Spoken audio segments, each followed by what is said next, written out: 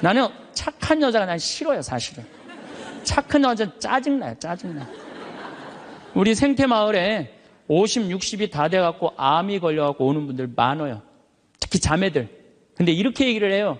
신부님, 나 평생 집안을 위해서 고생하고 희생하고 내가 참고 견디고 살았는데 맨 마지막에 이렇게 암이 걸려갖고 내 인생을 돌아보면 남는 게 아무것도 없다고. 정말로 억울하고 분하다고. 그럼 나한테 막 울고, 난 이런 여자들 짜증나요. 누가 그렇게 살래요? 희생한다고 그게 훌륭한 게 아니에요. 참는다고 그게 훌륭한 게 아니에요. 집에서 누가 행복해야 되냐면 아내가 행복해야 돼. 그러니까 그 돈이면 이 돈이면 차라리 뭐 한다? 이 돈이면 차라리 애 학원을 한 번 더 보낸다. 이 돈이면 내가 살림살이를 하나 더 한다. 그리고 자기는 파마를 어떻게? 3만 원짜리 철모 뒤집어 쓴 거 딱 하고 있는 거야. 1년 내내 풀어지지도 않는 거 그냥 딱 쓰고 있는 거야. 난 그런 여자가 싫다는 거예요.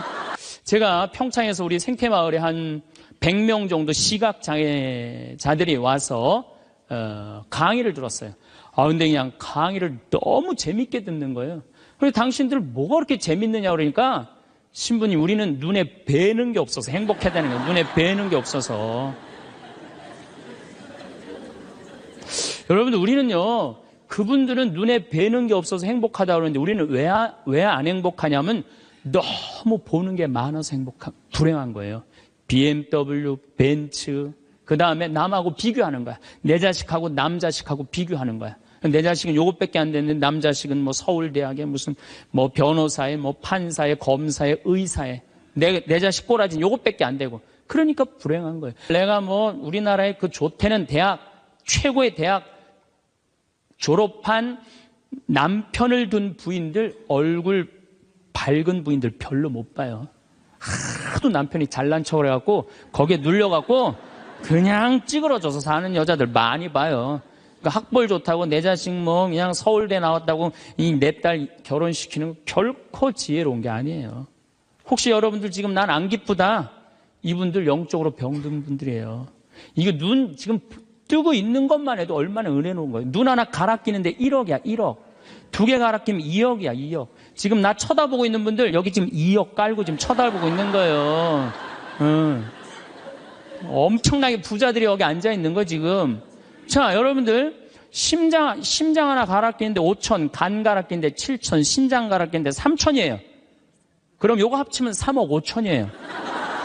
그런데 오늘 아침에 이 중국의 사형수들 장기 매매를 한다고 그러죠? 참, 나 깜짝 놀랐어요. 이 간 하나 매매하는데 1억 5천이래. 신장 7천만 원. 다 따블이야 보니까. 이 공식적으로 인터넷에 나온 자료보다 훨씬 더 비싸요. 그러니까 여러분들 그걸로 따진다면 여러분들 기본적으로 지금 한 6억 지금 갖고 있는 거예요. 팔 하나 갈아 끼는데 400, 양팔 800, 양다리 1600 이거 합치면은 아니 이렇게 양다리 양팔 다 갖고 있으면서 내가 기쁘지 않다. 지금 기쁘지 않는 분은 욕심이 꽉 차서 기쁘지 않는 거예요. 돈 욕심, 자식 욕심, 명예 욕심. 이 욕심을 아직 못 채웠다고 지금 기쁘지 않고 맨날 짜증 부리고 신경질 부리는 거예요. 오늘 영상은 끝까지 보셨으면 좋겠습니다. 절대 후회가 없으실 겁니다. 황창현 신부님의 행복 특강, 지금 바로 시작하겠습니다. 영상이 마음에 드신다면 구독, 좋아요, 알림 설정 부탁드립니다. 요양원에서 숨죽여 우는 74세 할머니의 사연도 함께 들으시면 좋겠습니다. 우리가 이 세상을 살면서 악마의 유혹에만 안 빠지면 세상 참 행복하게 살 수 있어요. 악마는 주로 우리 예수님한테 광야에서 했던 유혹처럼 돈에 대한 유혹, 빵에 대한 유혹, 절을 하면 권세와 영광을 준다는 이 권세와 영광에 대한 유혹, 그 다음에 하느님이 계실까 안 계실까 예루살렘 성전에서 뛰어내려보라는 신앙의 유혹을 우린 늘 받고 살아요. 일생을 살면서. 아마 여기 계신 분들 중 그 유혹에 안 빠질 수 있는 분은 단 한 분도 없어요. 늘 빠져요. 근데 그 유혹을 극복할 수 있는 방법이 데살로니가 전서 5장 16절에 나와 있어요. 항상 기뻐하여라. 끊임없이 기도하여라. 어떤 처지에서든 감사하여라. 여러분들 어때요? 세상 사는 거 기쁘세요? 안 기쁘세요? 기뻐요? 근데 항상 기뻐요?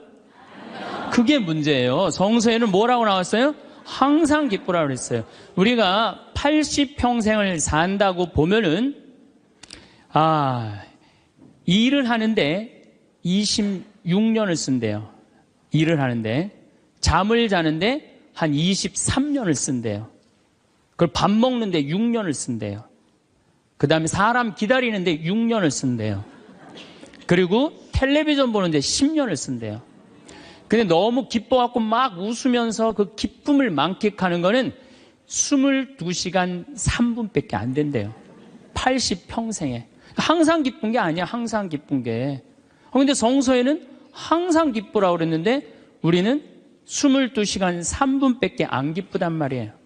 여러분들, 월세 살고 전세 살 때 꿈이 뭐예요? 나는 17평 아파트라도 내 이사 안 다니고 내 집 하나 가졌으면 원도 한도 없겠다. 그래갖고 정말로 열심히 돈을 모아갖고 17평짜리 아파트를 샀어. 방 2개짜리인데 너무 좋은 거야. 이제 이사 안 다녀도 되니까. 그래갖고 쓸고 닦고 그냥 그 방 2개 그냥 빛이 번쩍번쩍 나요. 그렇게 행복하게 사는데 갑자기 친구가 차미슬 아파트 32평짜리 아파트 이사간 친구가 나 이 32평 아파트 샀다고 집들이 한다고 오라고 그래갖고 그 집에 딱 갔는데 이런 우리 집 17평이 그 집 베란다에 들어가게 생긴 거야. 그때부터 기뻐요, 안 기뻐요? 안 기뻐요. 이때부터 목표가 바뀌어요. 17평에서 뭘로 바뀌어요? 32평으로 바뀌어. 그래갖고 그냥 허리띠를 졸라매. 제일 만만한 게 뭐야? 교무금이야. 7만 원 내던 거 그냥 3만 원으로 딱 줄이고 열심히 그냥 한 10년을 모았어. 10년을 모았는데 모아갖고 경남 아파트 32평 샀어. 32평 사갖고 그냥 너무 행복한 거야. 근데 이 32평에는 안방에 샤워실도 있고 화장실도 있는 거예요. 온 세상을 다 얻은 것 같아. 그냥 너무 행복한데 아니 친구가 천당역 분당에 50평짜리 아파트 샀다고 초대를 하네. 거기 가보니까 우리 집 32평이 어디에 들어가게 생긴 거예요? 그 집 거실에 들어가게 생긴 거예요.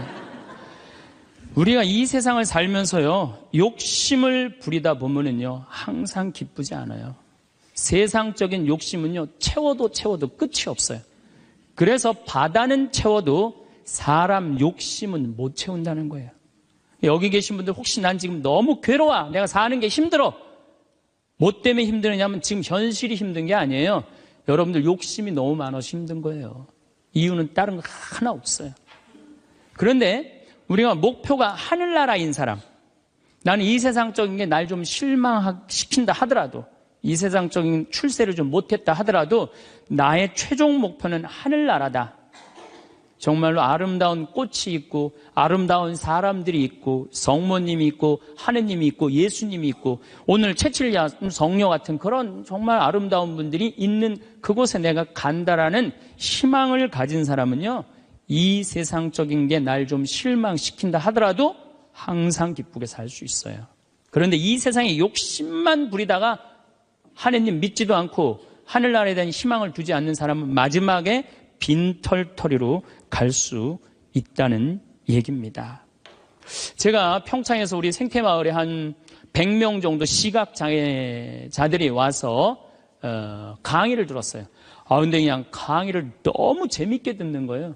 그래서 당신들 뭐가 그렇게 재밌느냐 그러니까 신부님 우리는 눈에 뵈는 게 없어서 행복하다는 거예요. 눈에 뵈는 게 없어서. 여러분들 우리는요 그분들은 눈에 뵈는 게 없어서 행복하다고 그러는데 우리는 왜 안 행복하냐면 너무 보는 게 많아서 불행한 거예요. BMW, 벤츠, 그 다음에 남하고 비교하는 거야. 내 자식하고 남 자식하고 비교하는 거야. 내 자식은 요것밖에 안 됐는데 남 자식은 뭐 서울대학에 무슨 뭐 변호사에 뭐 판사에 검사에 의사에 내 자식 꼬라지는 요것밖에 안 되고 그러니까 불행한 거예요. 한국 사람들이 왜 불행한 줄 알아요? 모두 출세해야 돼. 그냥 이 세상에서 전부 다 출세. 여러분들 출세하면 행복할 것 같아요? 난 요즘 텔레비전 보면서 그 장관들 청문회 할 때 보면은 정말로 저러고 장관 되고 싶을까 그런 생각 들 때 참 많아요. 얼마나 인간적으로 모욕을 받아요. 그렇지 않겠어요? 사실 그 사람들도 나름대로 열심히 산 사람들인데 얼마나 모욕을 많이 당해요. 저는 오늘 우리 여기 신부님 왔는데 파리나무 십자가 합창단 여기 온다며요. 오늘 완전히 하루 만에 완전히 매진됐다고 그러더라고요. 역시 비전동 대단한 비전 있는 본당이라 역시 틀려요. 그런데 나는 더 놀란 게 뭐냐면은 파리나무 십자가 합창단이 세계 최고예요. 그런데 우리 전 신부님이 여기 평택 데리고 합창단, 꼬마아이들 합창단 해놨다며요. 얘네들 음도 잘 못 맞춘대요. 그런데 그 무대에 얘네들을 세우겠다는 거예요. 일반 사람들은 자존심 상하고 기분 나빠서 안 세울지도 몰라요. 창피하다고. 그런데 그 아이들이 노래하는 것 자체로 오케이라는 거예요. 본당심이 말씀하시기를. 그런 정신이 중요해요. 내가 좋아하는 일 하면 되지. 꼭 출세해야 돼? 그렇지 않겠어요? 여러분들 여기 안 행복하세요? 여기 장관들 있어요? 국회의원들 있어요? 없잖아요. 그럼 우리 다 불행해야 돼요? 아니죠. 내가 오늘 얼마나 즐겁게 일을 하느냐. 그거 하나라도 우리는 얼마든지 행복할 수 있어요. 학벌, 서울대학, 카이스트, 이번에 3월 달에 카이스트 아이들 4명 자살한 거 여러분들 아시죠? 얼마나 똑똑한 아이들이에요. 여러분들 공부 잘하면 좋을 것 같아요? 공부 잘하는 애들끼리 또 스트레스가 많아요. 서울대학도 다 1등 하는 거 아니에요. 거기 한 과에 40명이면 거기서 또 꼴등이 또 있어요. 거기서 또 꼴등이 있어요. 걔네들은 또 자괴감을 느낀다는 얘기예요. 그래서 학벌, 내가 우리나라의 그 좋대는 대학, 최고의 대학 졸업한 남편을 둔 부인들, 얼굴 밝은 부인들 별로 못 봐요. 하도 남편이 잘난 척을 해갖고 거기에 눌려갖고 그냥 찌그러져서 사는 여자들 많이 봐요. 그러니까 학벌 좋다고 내 자식 그냥 서울대 나왔다고 이 내 딸 결혼시키는 거 결코 지혜로운 게 아니에요. 그래서 우리는 너무 출세, 학벌, 돈, 이 돈도 제가 보기에는 돈이 우리가 행복을 결정해 주는 것 같지는 않아요. 저는 요즘 이 입시철만 되면은 교수들이 돈 받고 그냥 부정 입학시키고 감옥에 들어가고 그 박사까지 돼서 교수까지 돼서 그 돈 몇 푼 받아먹고 감옥에 가요. 그 요즘 부산 저축은행 줄줄이 다 들어가는 거 보세요. 돈이 많으면요 더 많은 유혹에 빠지는 거예요. 제일 행복한 사람이 어떤 사람인지 아세요? 1 더하기 1은 2라고 내가 벌은 만큼만 쓰는 사람이 제일 행복해요. 근데 또 어떤 사람이 불행한 줄 아세요? 자기가 번 걸 쓰지도 못하고 죽는 사람들 많아요. 보면 9개 번 사람은요 10개 채우려고 1개 더 모으려고요 9개 손도 못 대고 죽는 사람들 많아요. 99개 가진 사람은 100개 채우려고 99개 쓰지도 못하고 죽는 사람들 많아요. 돈은요 제가 지난번에도 강의를 했듯이 내가 쓴 것만 내 돈이에요. 내가 쓴 것만. 살아오면서 여러분 이제까지 살아오면서 여행 다니고 맛있는 거 먹으러 다니고 성당 봉헌하고 여기 이 땅 사는데 위대한 일 하신 분들 땅값 내고 이것만 내 돈이에요. 내가 여기 비전동에서 제일 열받을 때가 언제였느냐면은 IMF 때 여기 내가 있을 때 터졌거든요. 근데 우리 교우들 20억 30억 날라간 교우들 많아요. 여기 안에. 근데 술이 취해갖고 나한테 와갖고 뭐라는 줄 알아요? 신부님 이렇게 망할 줄 알았으면은 하루아침에 날릴 줄 알았으면 성당에 봉헌이라도 많이 할 걸. 내가 이 성당에서 내가 그 경험을 했다니까. 제일 열받는 거야. 다 잃어버리고 후회하지 말고 언제 해요? 있을 때 하세요. 있을 때. 그러니까 여기 지금 땅 산 거 열심히 봉헌하세요. 돈이 나를 행복하게 하는 건 아니에요. 또 우리나라 사람들은 외모를 너무 따져. 외모를. 이 4가지가 우리나라 사람들이 기쁘지 않는 이유 중에 하나래요. 그래갖고 그냥 텔레비전 보면 그냥 저는 요즘 나이를 먹어서 그런 게 아니라 연예인을 구분을 못 하겠어요. 다 그놈이 그놈 같고 그 여자가 그 여자 같아요. 다 똑같이 생겼어. 어떻게.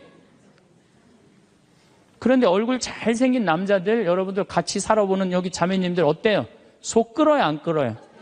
끓어요. 얼굴 남자 얼굴은요 그저 둥글둥글하니 투실투실하니 그냥 후덕한 그런 얼굴이 제일 좋은 거예요. 잘생겨봤자요 바람이나 피고 골치 아파요. 또 여자 얼굴 이쁘면은 그거 피곤해요. 이 남자 저 남자 찝쩍찝쩍 거려서.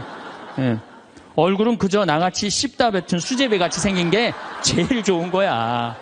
제일 좋은 거예요. 우리가 이 출세, 학벌, 돈, 외모만 매달리지 않고 나 생긴 대로만 사는 사람은요, 너무 즐겁게 살아요. 우리나라 직업 행복 지수 1등이 사진작가예요. 사진작가. 사진 찍는 사람들이 제일 행복하대요. 자연 다니면서 마음껏 세상을 다 담을 수 있잖아요. 얼마나 좋아요. 그러니까 여러분들 내가 원하는 일을 지금부터 찾아서 하라는 거예요. 여러분들 쉽게 안 죽어요. 여러분들 앞으로 지금 50대신 분들 손 들어보세요. 50대신 분들 손 들어보세요. 나 50 넘었다. 여러분들 앞으로 60년 남아있어요. 60년 동안 밥 먹고 자고 밥 먹고 자고 이 일만 할 수 없어요. 내가 원하는 일을 하다 죽어야 돼. 원하는 일을 하다 죽어야 돼. 지금부터 그 일을 찾아 나서야지 여러분들 행복해요. 그 시각장애우들이 아시면 우리 눈에 뵈는 게 없어서 행복하다 그러더니 그분들이 우리 생태마을 앞마당에 보면 강이 내려다 보여요. 강이 내려다 보이는데 내 형제가 이 시각장애자인데 눈에 열이 너무 많았고 눈을 차라리 빼버리는 장애우들이 많아요. 그래서 아예 빼는 교우들도 있어요. 근데 눈을 정말로 다 뺀 형제 넷이서 그 강을 이렇게 내려다 보면서 내려다 보는 건지 안 내려다 보는 건지 잘 몰라도 얘기를 하는 걸 내가 들었어. 야, 베드로야, 내가 우리나라 참 많이 다녀봤는데 이렇게 경치 좋은 데는 처음이라는 거예요. 그래서 내가 물어봤어요. 아니, 뭐가 그렇게 경치가 좋은지 당신이 어떻게 아느냐고. 신부님, 강물 소리 들리지 않느냐 이거야. 그 다음에 새소리 들리지 않느냐 이거야. 그 다음에 느티나무가 있는데 바람에 느티나무 흔들리는 소리 들리지 않느냐. 그 다음에 5월 달에 꽃이 만발했는데 이 꽃 향기 미친다는 거, 맑은 공기에. 아니, 눈이 없는 우리, 보이지도 않는 우리 시각 장애우들도 이렇게 경치 좋은데 처음이라는데 우리는 그냥 두 눈을 다 뜨고 이 아름다운 별도 보고 하늘도 보고 단풍도 보고 이 평택 들판도 보는데 내가 안 기쁘다.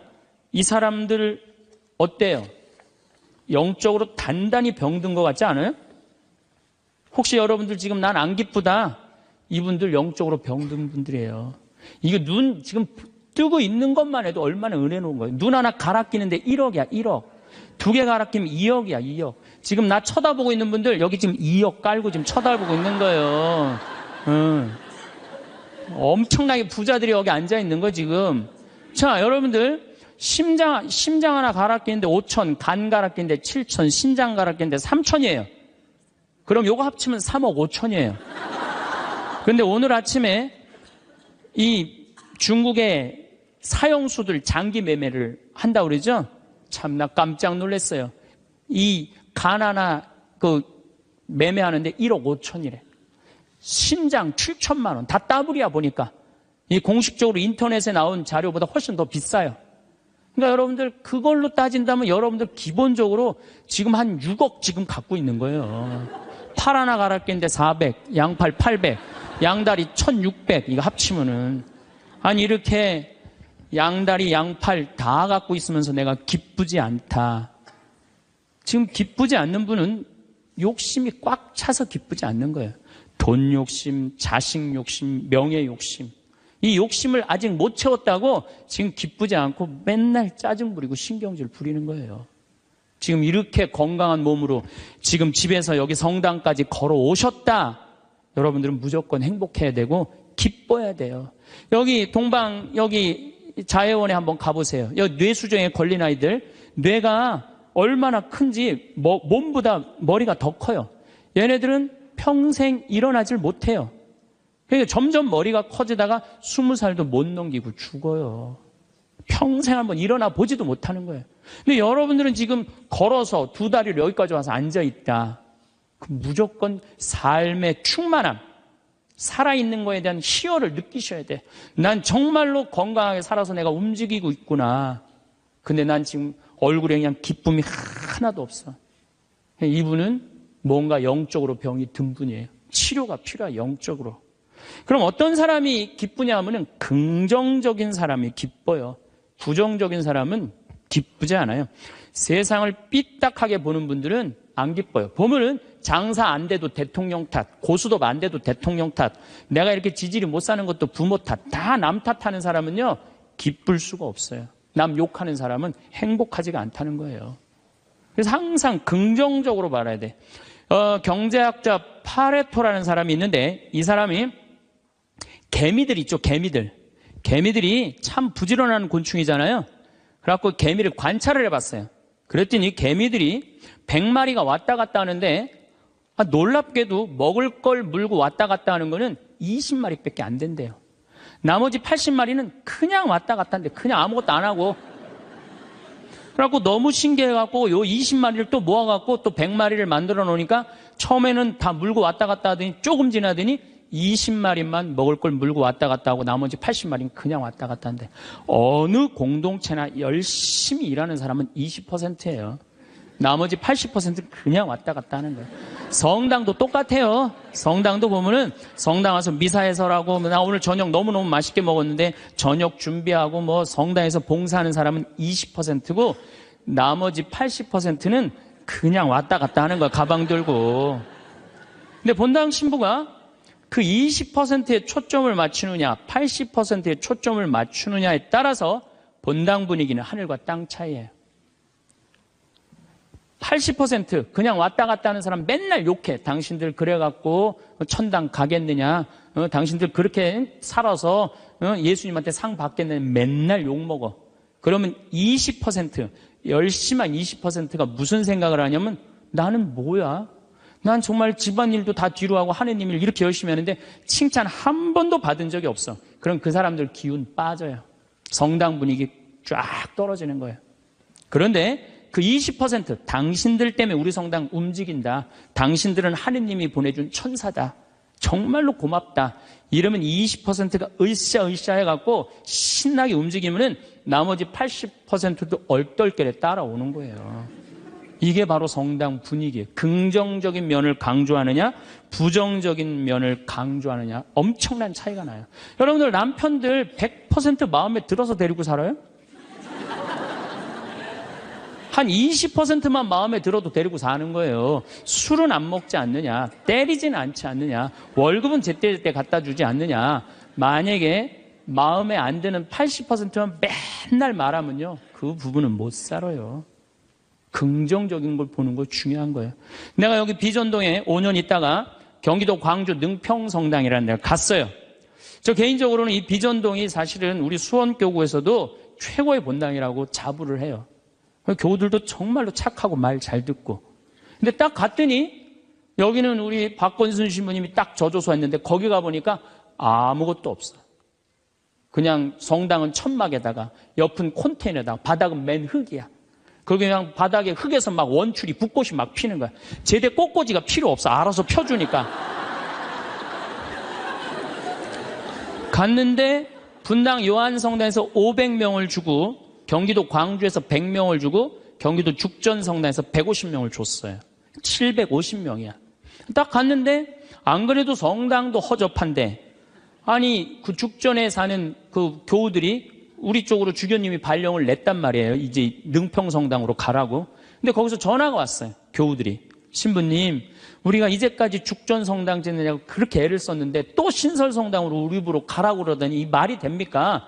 자기네들끼리 회의를 했는데 안 오기로 결정을 했대요. 자, 제가 그 안 온다는 150명하고 싸웠을 것 같아요? 안 싸웠을 것 같아요? 안 싸웠어요. 왜? 그분들 와봤자 더 골치 아파요. 더 골치 아파요. 그래서 오지 말으라고 그랬어요. 근데 나한테 600명이야. 근데 우리 이 능평성당은 이 버스를 타고 이 능평 교우들이 분당으로 나가면은요, 버스 한 번이면 가요. 근데 우리 성당으로 오려면 2번을 갈아타야 돼. 그러니까 교우들이 다 분당으로 나가는 거예요. 미사 참여 이제 딱 150명이 오는 거, 150명이 주일날. 내가 여기 떠날 때 주일날 여기 1,700명이 왔거든요. 내가 막 떠날 때 여기가 주일날. 1,700명 맨날 하다가 150명 오니까 이건 사람도 아닌 거예요. 숫자가. 너무 좋더라고요. 그래갖고 미사 딱 11시 미사 한 대. 한 대니까 미사 끝나면 맨날 돼지를 한 마리씩 잡는 거예요. 하고 맨날 돼지를 먹는 거야. 맨날. 내가 내면 총회장이 내고 총회장이 내면 부회장이 내고 돌아가면서. 그때는 돼지가 한 마리에 15만 원밖에 안 했거든요. 그래도 내가 가정방문 다니면 막 개 키우는 집에 있으면 뭐 이런 걸 키우냐고 먹자고 그냥 그때. 잘 아실 거예요. 내가 얼마나 좋아하는지. 그래갖고 그냥 맨날 성당 마당에서 불을 지펴놓고 맨날 먹는 거야. 그런데 놀랍게도 우리 성당 마당이 분당으로 나가면요, 마당이 보여요. 그 분당 미사 참여 나가는 교우들이 맨날 성당 마당에서 그냥 불이 지글지글 일어난단 말이야. 저게 뭔가 하고 교우들이 자꾸 하나 둘씩 오기 시작하는 거야. 점점 교우들이 느는 거예요. 근데 이 1년이 지났는데 죽전에서 안 오겠다는 교우들이 전화가 왔어요. 자기네들이 회의를 했는데 오기로 결정을 했대요.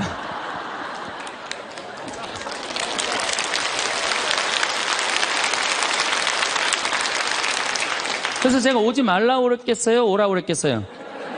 대환영이라고. 그래서 오라고 떠났던 교우들이 다 오는데 교우들이 1000명이 됐어요. 1년에. 근데 또 이제 아파트가 조금씩 들어가고 2년 만에 2000명이 됐어요. 그냥 너무 즐겁더라고요. 또 거기는 교우들이 그 시골 교우들이라 산에 가고 개구리 잡아오고 뭐 하여튼 나 황교 운동하는 신부인데 너구리 잡아오고 별걸 다 잡아와. 이거 뭐 신부님 이거 개고기라고 그러고 거짓말하고 막 먹이고 너무 행복했어요. 그 예수 부활 대축일 끝나고 사순절 끝나고 예수 부활 대축일 미사 끝나고 난 다음에 숫자가 조금이니까 엠마오를 가도 회장단하고 안 가고 본당 교우들 다 가자. 우리 그땐 또 IMF 망해갖고 노는 사람이 너무 많았어요. 다 가자니까 너무너무 좋아하는 거야. 내가 애들한테 물어봤어요. 초등학교, 중고등학교 애들한테 야, 니네들 지금 학교 가는 게 중요하냐? 예수님 부활해갖고 지금 우리 엠마오 가는데 엠마오 가는 게 중요하냐? 그랬더니 애들이 엠마오 가는 게 중요하다는 거예요. 야외 학습 신청해. 그래갖고 엠마오 100명씩 데리고 평창에 놀러 가고. 너무너무 즐거운 거예요. 점점 즐거운 거. 교우들이 3년째 됐는데 성당을 자꾸 짓재는 거예요. 이제 교우가 2000명으로 늘어나니까. 나는 안 짓는다. 얼마나 아름다우냐. 그냥 땅바닥에서 그냥 원추리 붓꽃 피고 그러는데. 아니, 짓재는 거예요.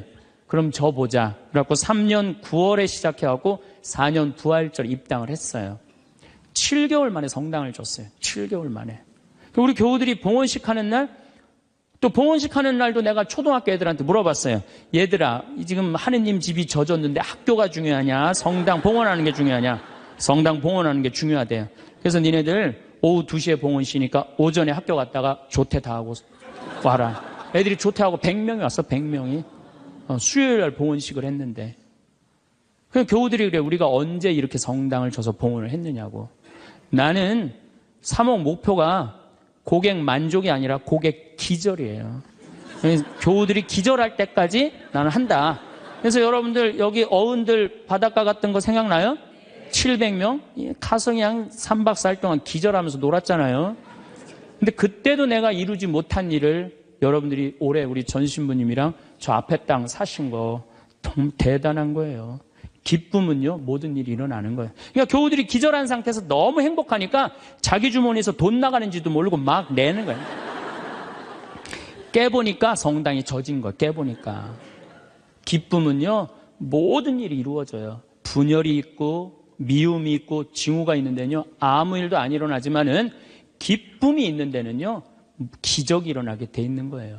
그래서 여러분들 우리가 기쁘게 사는 거는 아주 중요해요. 기쁘게. 그 어떤 사람이 기쁘냐? 긍정적인 사람이 기뻐요. 긍정적인 사람이. 성모님은 긍정적이셨을까요? 착했을까요? 성모님 100번 긍정적이에요. 처녀한테 천사가 나타났어. 마리아, 너 아이를 가질 것이다. 저는 처녀인데요. 아마 착한 여자였다면 이렇게 얘기했을 거예요. 아니, 난 너무 지금 요셉이랑 약혼한 상태라 나는 요셉한테 미안해서 애 갖고 난 절대 결혼 못 한다. 난 순수하고 깨끗하게 요셉한테 시집 가고 싶다. 그리고 우리 어머니 아버지 쓰러진다. 아니, 그리고 왜 처녀한테 와서 그러느냐. 애 한 둘, 셋 논데 가서 얘기해봐라. 분명히 그랬을 거예요. 근데 성모님은 굉장히 긍정적이셨어요. 당신을 통해서 인류의 구세주가 탄생한다 그러니까 이 몸은 주님의 종입니다. 그대로 저에게 이루어지기를 바랍니다. 한번 해보자는 거예요. 얼마나 적극적이고 긍정적이에요. 이렇게 적극적이고 긍정적이셨기 때문에 인류 구세주의 어머니가 된 거예요. 그래서 나는 긍정적인 여자가 좋지 난 착한 여자는 좋아하지 않아요. 나는 착한 여자가 난 싫어요, 사실은. 착한 여자는 짜증나요, 짜증나. 우리 생태마을에 50, 60이 다 돼갖고 암이 걸려갖고 오는 분들 많아요. 특히 자매들. 근데 이렇게 얘기를 해요. 신부님, 나 평생 집안을 위해서 고생하고 희생하고 내가 참고 견디고 살았는데 맨 마지막에 이렇게 암이 걸려갖고 내 인생을 돌아보면 남는 게 아무것도 없다고. 정말로 억울하고 분하다고. 그럼 나한테 막 울고, 난 이런 여자들 짜증나요. 누가 그렇게 살래요? 집에서는 엄마가 행복해야 돼. 집에서는 엄마가 행복해야 돼요. 무슨 얘기냐면은, 나 지금 남편이 맨날 바람 펴. 남편이 맨날 빚졌어. 시어머니 모시는 거 너무너무 지겨워. 그래갖고 맨날 머리 하얀 거 딱 띄고 그냥 맨날 누워있어. 그래갖고 애가 그냥 학교 끝나고 엄마 나 학교 다녀왔어. 그냥 저 집 식구만 보면 신경질이 나는데 애까지 학교 다녀왔고 그래서 나보고 어쩌라고. 이러는 엄마는요, 애들이요 집을 겉돌기 시작해요. 겉돌기 시작해. 엄마가 행복하지 않는 집 애들은요 집 밖을 나가 떠돌아다니게 돼 있는 거예요. 맨날 지겨워 죽겠다. 입만 열면은 죽었으면 좋겠다. 이렇게 말하는 엄마 있는 집의 자녀들은요 집에 안 들어가요. 집에 들어가면 맨날 엄마가 입에서 나오는 소리가 죽었으면 좋겠다, 지겨워 죽겠다, 내 팔자야 이러면은요 애들은 겉돌기 시작하는 거예요. 그러면 겉돌아갖고 나가갖고 떠돌아다녀서 3년을 떠돌아다니면요 진짜 골치 아픈 애가 돼서 돌아와요. 근데 엄마가 너무너무 기뻐. 엄마는 학교 다녀왔어. 우리 아들, 딸 수고했어. 공부하느냐고 얼마나 힘들었어. 엄마가 맛있는 간식 사놨거든, 만들어놨거든. 딱 안아주면은요 애는 간식 먹으면서 집에서 행복하게 살 수 있어요. 집에서는 누가 행복해야 돼? 엄마가 행복해야 돼. 그러니까 여기 계신 분들, 내가 행복한 게 결국은 누가 행복한 거야? 자식이 행복한 거예요. 그러니까 누구한테 잘해줘야 돼? 엄마한테, 본인한테 잘해줘야 돼요. 희생한다고 그게 훌륭한 게 아니에요. 참는다고 그게 훌륭한 게 아니에요. 집에서 누가 행복해야 되냐면 아내가 행복해야 돼, 아내가. 근데 우리나라 대한민국의 아내들은요 희생하고 인내하고 참아요. 더욱이 성당 다닌 사람들은 자기가 십자가 진다고 생각하고 파마 한번 하면은 보통 제대로 좀 잘 뽑으려면 한 10만 원 정도 들고, 여기 뭐 트리트먼트 뭐 영양 뭐 이거 하려고 그러면 한 20만 원 정도 들잖아요. 그러니까 그 돈이면, 이 돈이면 차라리 뭐 한다? 이 돈이면 차라리 애 학원을 한 번 더 보낸다. 이 돈이면 내가 살림살이를 하나 더 한다. 그리고 자기는 파마를 어떻게? 3만 원짜리 철모 뒤집어 쓴 거 딱 하고 있는, 1년 내내 풀어지지도 않는 거 그냥 딱 쓰고 있는 거예요. 난 그런 여자가 싫다는 거예요. 그런 여자가. 그래갖고 이제 아침에 이제 남편이 출근할 때 보면 막 또 그게 또 부풀러 갖고 사자 머리 풀어 헤쳐놓은 것처럼 막 이러고 눈 이상하게 또 여보 다녀와. 다녀오게 하고 난 다음에 다녀오라고 그래야죠. 허벅지 트어진 치마도 좀 입고 가슴 파인 것도 입고 향수도 딱 뿌리고 머리도 딱 한쪽으로 딱 묶고 예쁘게 하고 여보 다녀와. 그래야지 남편이 야, 나 이쁜 마누라 이거 위해서 내 다녀와야 돼 이런 생각이 들지. 그냥 머리는 뭐 그냥 이래고 그냥 잠도 그냥 개슴치레하고 다녀오라고 그러면. 근데 또 대한민국 남자들은 착해요. 또 다녀오랜다고 저녁에 여보 나 다녀왔어. 근데 아직도 사자머리를 하고 그냥. 여러분들, 우리 평창에 읍내에 룸사롱이 있어요. 근데 룸사롱이 있는데 내가 오후 2시에 목욕을 갈 때가 있어요. 근데 우리 평창 목욕탕이 읍내에도 있지만 이 동네에 떨어진 목욕탕이 하나 있어요. 그 목욕탕에서는 봉고를 운영을 해요. 시골 사람들 42개리가 있거든요. 그러니까 시골 사람들이 목욕하려고 그러면 전화하면 봉고 가서 데리고 와요. 근데 거기 아가씨들도 전화하면 우리 그 목욕탕이 봉고를 가지고 데리고 와요. 내가 목욕 2시에 갈 때 그 아가씨들이 같이 봉고를 타고 들어올 때가 있어요. 내릴 때 보면은요 정말로 저런 여자들하고 무슨 술 마시나 하고 술을 먹을까 이런 생각이 들어요. 하여튼 밤새 술 먹고 그래서 겨우 이제 정신 차리고 나오니까 이상하잖아요. 나도 이제 목욕탕 들어오고 그 아가씨들도 목욕탕 들어가. 그런데 목욕이 끝나고 그 아가씨들이 꾸미고 나오면요 들어갔던 아가씨들이 아니에요. 얼마나 예쁜지요. 술이 확 땡긴다니까 그 아가씨들 보면은. 여기 계신 여러분들도 본인한테 조금만 투자하면은, 본인을 조금만 가꾸면은 참 예쁠 거예요.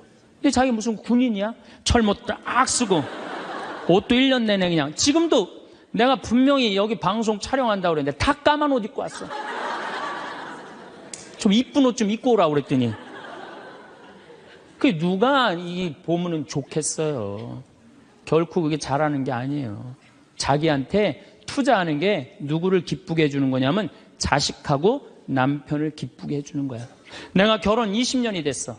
내가 자식 생일 차려주고 남편 생일 차려주고 시부모 생일 다 차려줬어. 근데 정작 내 생일이라고 뻑적지게 차려놓기가 좀 그렇잖아요. 그렇죠, 여러분들?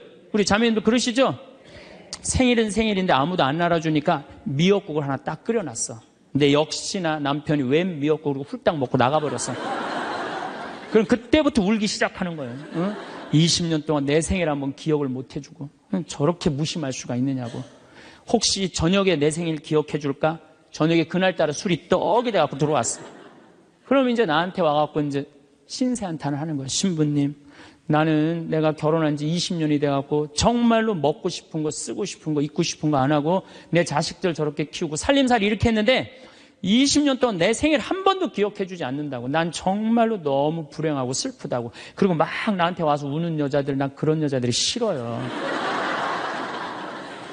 자, 내가 생일이야. 내 남편이 기억을 못하는 것 같아. 그럼 오후에요, 남편 직장 근처에 나가세요. 나가고 전화하세요. 여보, 내가 결혼한 지 20년째 생일이고 내가 지금 50번째 내 생일이야. 내가 오늘 생일이 너무 기뻐, 즐거워. 난 너무 행복해 사는 게. 그래서 오늘 생일을 맞이해서 내가 한턱 쏠 테니까 나와. 내가 내면 되지. 그걸 그냥 기억해 줄래나 안 해줄래나, 역시 올해도 안 해주는구나. 그리고 울고 그냥 청승을 떨어요. 난 그런 여자가 싫다니까요. 내가 내면 될 거 아니에요. 그렇죠? 내가 멋있게 내면 될 거 아니에요. 무슨 돈으로 애 휴학시키고, 학교 무슨 학교야. 엄마 생일도 모르는 놈 대학 보내서 뭐해요. 그렇지 않겠어요? 결혼 25주년이 됐어. 10주년도 까먹더니 20주년도 까먹더니 25주년은 기억해 줄래나. 한 달 전부터 계속 기다리는 거. 혹시 결혼 기념일 뭘 해줄까. 근데 역시 그날도 그냥 넘어갔어. 나한테 와갖고, 신부님, 난 결혼 25주년 동안 한 번도 기념일을, 선물을 받아본 적이 없다고. 그럼 막 눈물 흘리는 그런 여자들이 난 싫어요. 결혼 25주년인데 남편이 기억을 못하는 것 같다? 그럼 어떻게 하시면 돼요? 여보, 내 결혼 25주년인데 이번에 제주도가 7대 경관으로 뽑혔대. 내가 예약해놨거든. 일주일 동안. 다다음 주 휴학, 휴가 내. 같이 갔다 오자. 내가 내면 되지. 내가 내면 되지 않겠어요? 근데 자기를 위해서 투자하는 걸 나쁘다고 생각해요. 그리고 20년 동안 인상을 쓰고 사는 거예요. 그리고 그 집을 전부 어둡게 만드는 거예요. 집에서 누가 행복해야 돼? 아내가 행복해야 돼. 아내가 행복해야 돼요. 집에서 누가 행복해야 되냐면은 며느리가 행복해야 돼. 며느리가 스트레스를 받고, 남편한테 스트레스를 받고, 자식한테 스트레스를 받으면요, 시부모는요 더 미치는 거예요. 뭐가 기쁘다고 시어머니를 모시겠어요. 그러니까 여기 있는 우리 형제님들, 내가 남은 인생 이게 참 안 죽는 게 문제예요. 옛날에는요, 평균 연령 46세 때는요, 조금 못 살아도, 남편이 속색여도, 시부모가 힘들게 해도 다 참고 살았어요. 왜 참고 살았는지 아세요? 몇 년만 참으면 죽을 거니까. 몇 년만 참으면 죽을 거니까 다 참고 살았어요. 요즘은 참고 살아도 50부터 110살까지 60년을 어떻게 참고 살아요. 뭔가 긍정적인 문제를 해결을 하고 행복하게 살아가야죠. 그러니까 집에서는 누가 행복해야 되냐면 며느리가 행복해야 돼. 그러니까 여기 있는 형제님들은 누구 행복만 책임지면 행복하냐면 마누라, 아내, 집사람만 행복하게 해주면요, 여러분들 일생은, 남은 생은 전부 편안해요. 남은 생은. 그래서 집에서는 이제는 21세기는 누가 행복해야 되냐면 여자가 행복해야 돼. 여자가 행복해야지 모두가 행복한 시대가 오는 시대가 됐다는 얘기예요. 성모님도 뭐라고 그랬어요? 내 영혼이 주님을 찬송하며 나를 구하신 하느님 생각에 내 마음 기뻐 뛰노나이다. 성모님이요, 그렇게 불행하게 산 게 아니에요. 굉장히 행복하게 사셨어요. 내 마음 기뻐 뛰논다. 그리고 인류의 구세주를 계속 키우셨는데 얼마나 행복하겠어요. 물론 마지막 날 아들 돌아가신 거 너무너무 마음 아팠지만은 금방 살아났잖아. 3일 만에. 그렇지 않아요?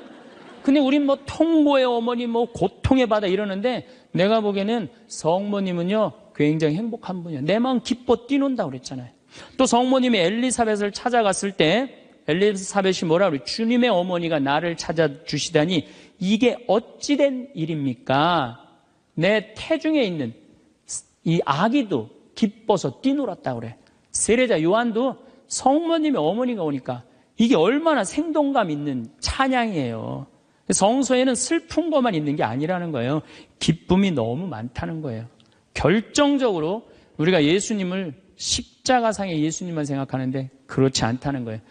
요한복음 13장에 보면 예수님이 제자들의 발을 씻어줘요. 발을 씻어주고 난 다음에 마지막 유언을 해요. 뭐라고 유언을 하냐면은 나는 포도나무요 너희는 가지로다. 너희들이 정말로 내 옆에 붙어 있으면은 많은 열매를 맺을 것이다. 내 곁에 떠나지 말아라. 나하고 하나가 됐으면 좋겠다. 그리고 제자들을 향해서 뭐라 그래요? 아버지, 이 사람들이 하나 되게 해주십시오. 아버지와 내가 하나이듯이 이 사람들도 하나 되게 해주십시오. 그리고 나는 간다. 내가 가야만이 누가 오신다? 성령께서 오신다. 너 성령께서 오시면 너희들은 물어볼 게 아무것도 없다. 그리고 맨 마지막에 이런 말씀을 하세요. 내가 이 말을 너에게 하는 이유는 내 기쁨이 너희 안에 흘러 넘치게 하려는 것이다. 자, 예수님이 제자들의 발을 씻어줬어요. 최후에 만찬을 했어요. 그리고 마지막 유언을 했어요. 유언 맨 끝에 뭐라고 그랬냐면 내가 이 말을 하는 이유는 내 기쁨이 너희 안에 흘러 넘치려는 것이다. 지금은 고통의 시간이 다가오지만은 나중에 마지막 날에 하늘나라의 문이 열리면 너희들은 물어볼 것도 아무것도 없고 그 하늘나라를 얻었다는 기쁨에 너희들 가슴이 터질 것이다. 그러니까 여러분들 내가 구원받았다는 확신이 있는 사람들은요, 이 세상 힘들어도 이 세상이 좀 나를 실망시킨다 하더라도 내가 마지막에 하느님 아버지 집에 간다라는 확신이 있다면은 어떨 것 같아요? 항상 기쁠 수 있어요. 항상 기쁠 수 있어. 근데 여러분들이 지금 어디에 욕심이 꽉 차 있느냐면은 이 세상에 욕심이 꽉 차 있는 거예요. 그렇기 때문에 여러분들이 참 신앙인이 못 되는 거예요. 신앙의 기본은 기쁨이다. 그래서 사도 바오로가 저는 항상 기뻐하여라. 이 말 굉장히 심오한 얘기 같아요. 그러고 난 다음에 끊임없이 기도하여라. 이거 아주 또 중요한 얘기죠. 여러분들 어떠세요?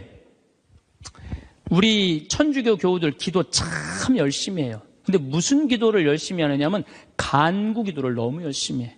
이 미사 지향을 내가 우리 생태마을에 피성 참 1년 내내 많이 와요. 구역장님, 반장님들, 노인대학, 레지오, 별 개인, 프레스티움, 별 단체가 다 와요.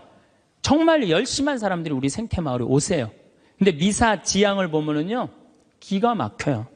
전부 뭐냐면은 대학 입시 합격해달라는 거. 그 다음에 딸 결혼시켜달라는 거. 그 다음에 딸 애 생기게 해달라는 거. 임용고시 합격하게 해달라는 거. 그 다음에 전세 나가게 해달라는 거. 월세 나가게 해달라는 거. 지금 분쟁이 걸려있는데 분쟁 잘 되게 해달라는 거. 이런 게 미사 지향이에요. 여러분 진정한 미사 지향은 내 영혼의 구원을 위해서. 오늘 나를 위해서 미사 넣으신 우리 교우가 한 분인데 난 너무너무 고마워요. 나를 위해서 미사를 넣어야 돼요. 근데 우린 너무너무 간구 기도가 많아. 간구 기도를 자꾸 하느님께 드리다 보면은 내가 신앙이라는 건 내가 하느님의 뜻을 실천하려고 신앙생활하는 거예요. 근데 간구 기도를 자꾸 하다 보면은 나중에 보면 하느님이 내 뜻을 실천하고 있어. 하느님이. 그러니까 내가 하느님의 종이 아니라 누가 내 종이 돼 있어? 하느님이 내 종이 돼 있는 경우가 너무 많아. 하느님 내 종이 돼 있는 경우가. 그 신앙이 올바르지 않아요. 여러분들 자녀들이 30살까지 키워놨어. 그랬더니 자녀가 와갖고 어머니 아버지 나 이렇게 30살까지 키워주셔서 너무 감사합니다. 차를 좀 그랜저로 바꿔드릴까요? 핸드폰을 좀 좋은 걸로 큰 걸로 바꿔드릴까요? 텔레비전 LED로 바꿔드릴까요? 집을 천당역 분당으로 옮겨드릴까요? 이런 자식은 토요일날 온다면 기다려져요? 안 기다려져요? 기다려지죠? 근데 올 때마다 엄마 나 이번에 우리 애가 대학 들어가는데 엄마 학비 좀 대줘. 거기 땅 있잖아. 그거 팔아갖고 학비 좀 손자 학비 좀 대줘. 엄마 나 차 좀 바꿔줘. 엄마 나 집 좀 강남으로 가게 좀 돈 좀 줘. 맨날 올 때마다 징징거리면서 달라고 그러는 자식. 엄마 나 토요일 날 집에 갈게. 그러면 무서워요, 안 무서워요? 무섭죠? 하느님도 똑같아요. 이렇게 하면 눈 두 개, 콧구멍 두 개 그냥 다 주셨는데 여러분들이 묵주기도 9일기도 책 딱 펼치고 묵주 딱 붙잡으면요. 하느님이 깜짝 놀라는 거야. 이번 때 뭘 달라고 저게 또 9일기도 시작하나. 그렇게 많이 줬는데 헌금이나 많이 하면서 달라면 내가 이해를 해. 여러분들 1,000원짜리하고 10,000원짜리가 길 가다가 만났대요. 1,000원짜리가 10,000원짜리한테 물어봤대요. 너 요즘 어떻게 지내느냐? 그랬더니 10,000원짜리가 나 요즘 너무 바쁘다고 한국 시리즈 야구 구경도 가야 되고 연극도 보러 가야 되고 갈비도 먹으러 다녀야 되고 여행도 다녀야 되고 교회도 다녀야 되고 너무 바쁘다고 이 파리 나무 십자가 공연도 보러 가야 되고 너무 바쁘다고 그러니까 10,000원짜리가 또 예의상 1,000원짜리한테 물어봤어요. 그러는 너는 어떻게 지내느냐? 그랬더니 1,000원짜리 하는 말이 나는 사는 게 하나도 재미가 없어. 그날이 그날 같고 매일 똑같아. 뭐가 그렇게 그날이 그날 같은데? 그랬더니 1,000원짜리가 하는 말이 나는 하는 일이라고는 성당 다니고 성당 다니고 또 성당 다니고 성당만 다녀 그러더래요. 아니 하느님한테 헌금이나 많이 하면서 시키면 내가 이해를 해. 딸랑 1,000원 주면서 뭐 이렇게 부탁하는 게 많아요. 미사 예물도 그래. 내가 보면은 이렇게 10,000원짜리 미사 예물 넣고 막 10명씩 쓰는 사람들 많아요. 그 한 사람당 1,000원이야, 한 1,000원. 내 얘기가 아니야. 내 동창 신부 얘기예요. 내 동창 신부님 얘기, 송영호 뻘건이 신부님 얘기예요. 나 좋은 거 배웠어요. 그 신부님한테. 아니, 하느님한테 미사 예물을 내면서 1,000원을 내면서 10,000원을 내면서 10명을 쓰면 어떻게 해. 그러니까 하느님이 1,000원 받고 너무 바빠요. 자꾸 간구 기도를 하다 보면 하느님을 시험하게 돼요. 자꾸 간구 기도를 하다 보면 하느님은요 감사기도 찬양기도를 드릴 때요 여러분들 하느님께 뜨거운 마음이 생기는 거예요. 내 청춘 다 바쳐 자식 농사 지었는데 자식들은 명절에도 얼굴 한 번 안 내밀더이다. 허망하고 외롭기 짝이 없는데 내 신세 무엇으로 달래줄까? 이런 생각이 들 때가 없으신가요? 부모는 자식을 위해서라면 물불 가리지 않습니다. 자식들을 장성시킨 것도 모자라서 결혼 비용에 사업 자금에 손주까지 돌봅니다. 하지만 자식 잘 키워 호강을 바란 적도 없건만 이 거친 세상 손발 닳도록 살아내며 키웠건만 자식들은 명절에 얼굴 한 번 보기 힘듭니다. 그렇게 자식의 평생을 헌신한 대가는 초라하고 외롭기 그지없는 나의 노년입니다. 여기 치매로 요양원에 입소한 한 할머니도 마찬가지였습니다. 이 할머니는 날이 갈수록 치매와 망상 증상이 심해졌고 결국에는 자녀와 손주들도 까맣게 잊고 말았습니다. 심지어 밥을 떠서 입에 넣는 것조차도 잊어버렸습니다. 요양원 직원들이 식사 수발을 해드려야만 간신히 입안의 음식물을 우물거릴 수 있었습니다. 그러던 어느 날 할머니가 약간 정신이 돌아와서 요양보호사를 보며 말했습니다. 아이고 고맙다 딸아. 내가 나를 이렇게 편하게 지내도록 똥 오줌도 받아주고 씻겨주고 먹여주니 너는 참 예쁜 딸이구나. 그리고는 요양보호사의 손에 선물이라며 사탕을 쥐어주셨습니다. 하지만 한 달 뒤 할머니 임종이 다가왔습니다.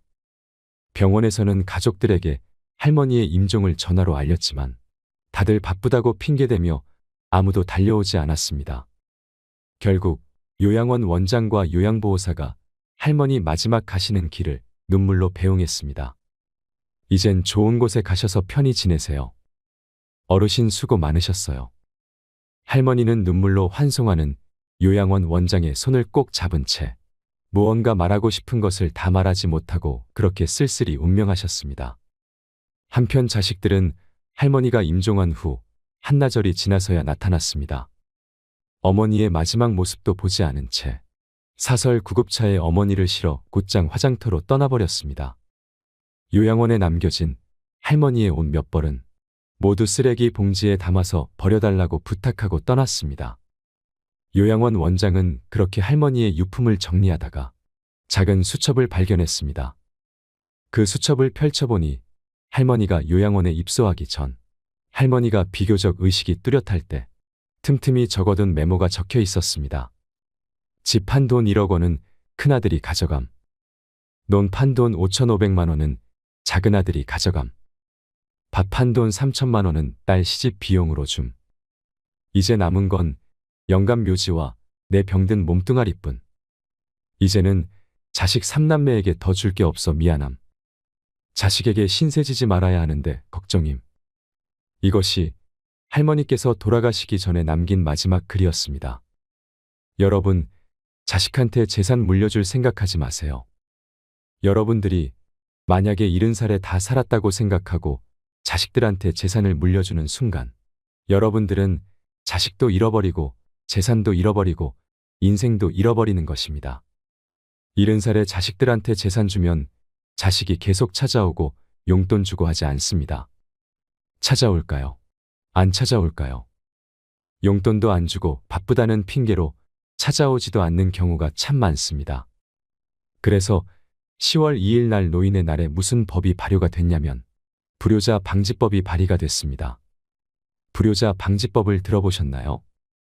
불효자 방지법이 뭐냐면 내가 재산 주고 다 줬는데 집도 줬는데 자식이 용돈도 안 주고 찾아오지도 않으면 내가 준 재산, 내가 준 집을 다시 찾아올 수 있는 법입니다.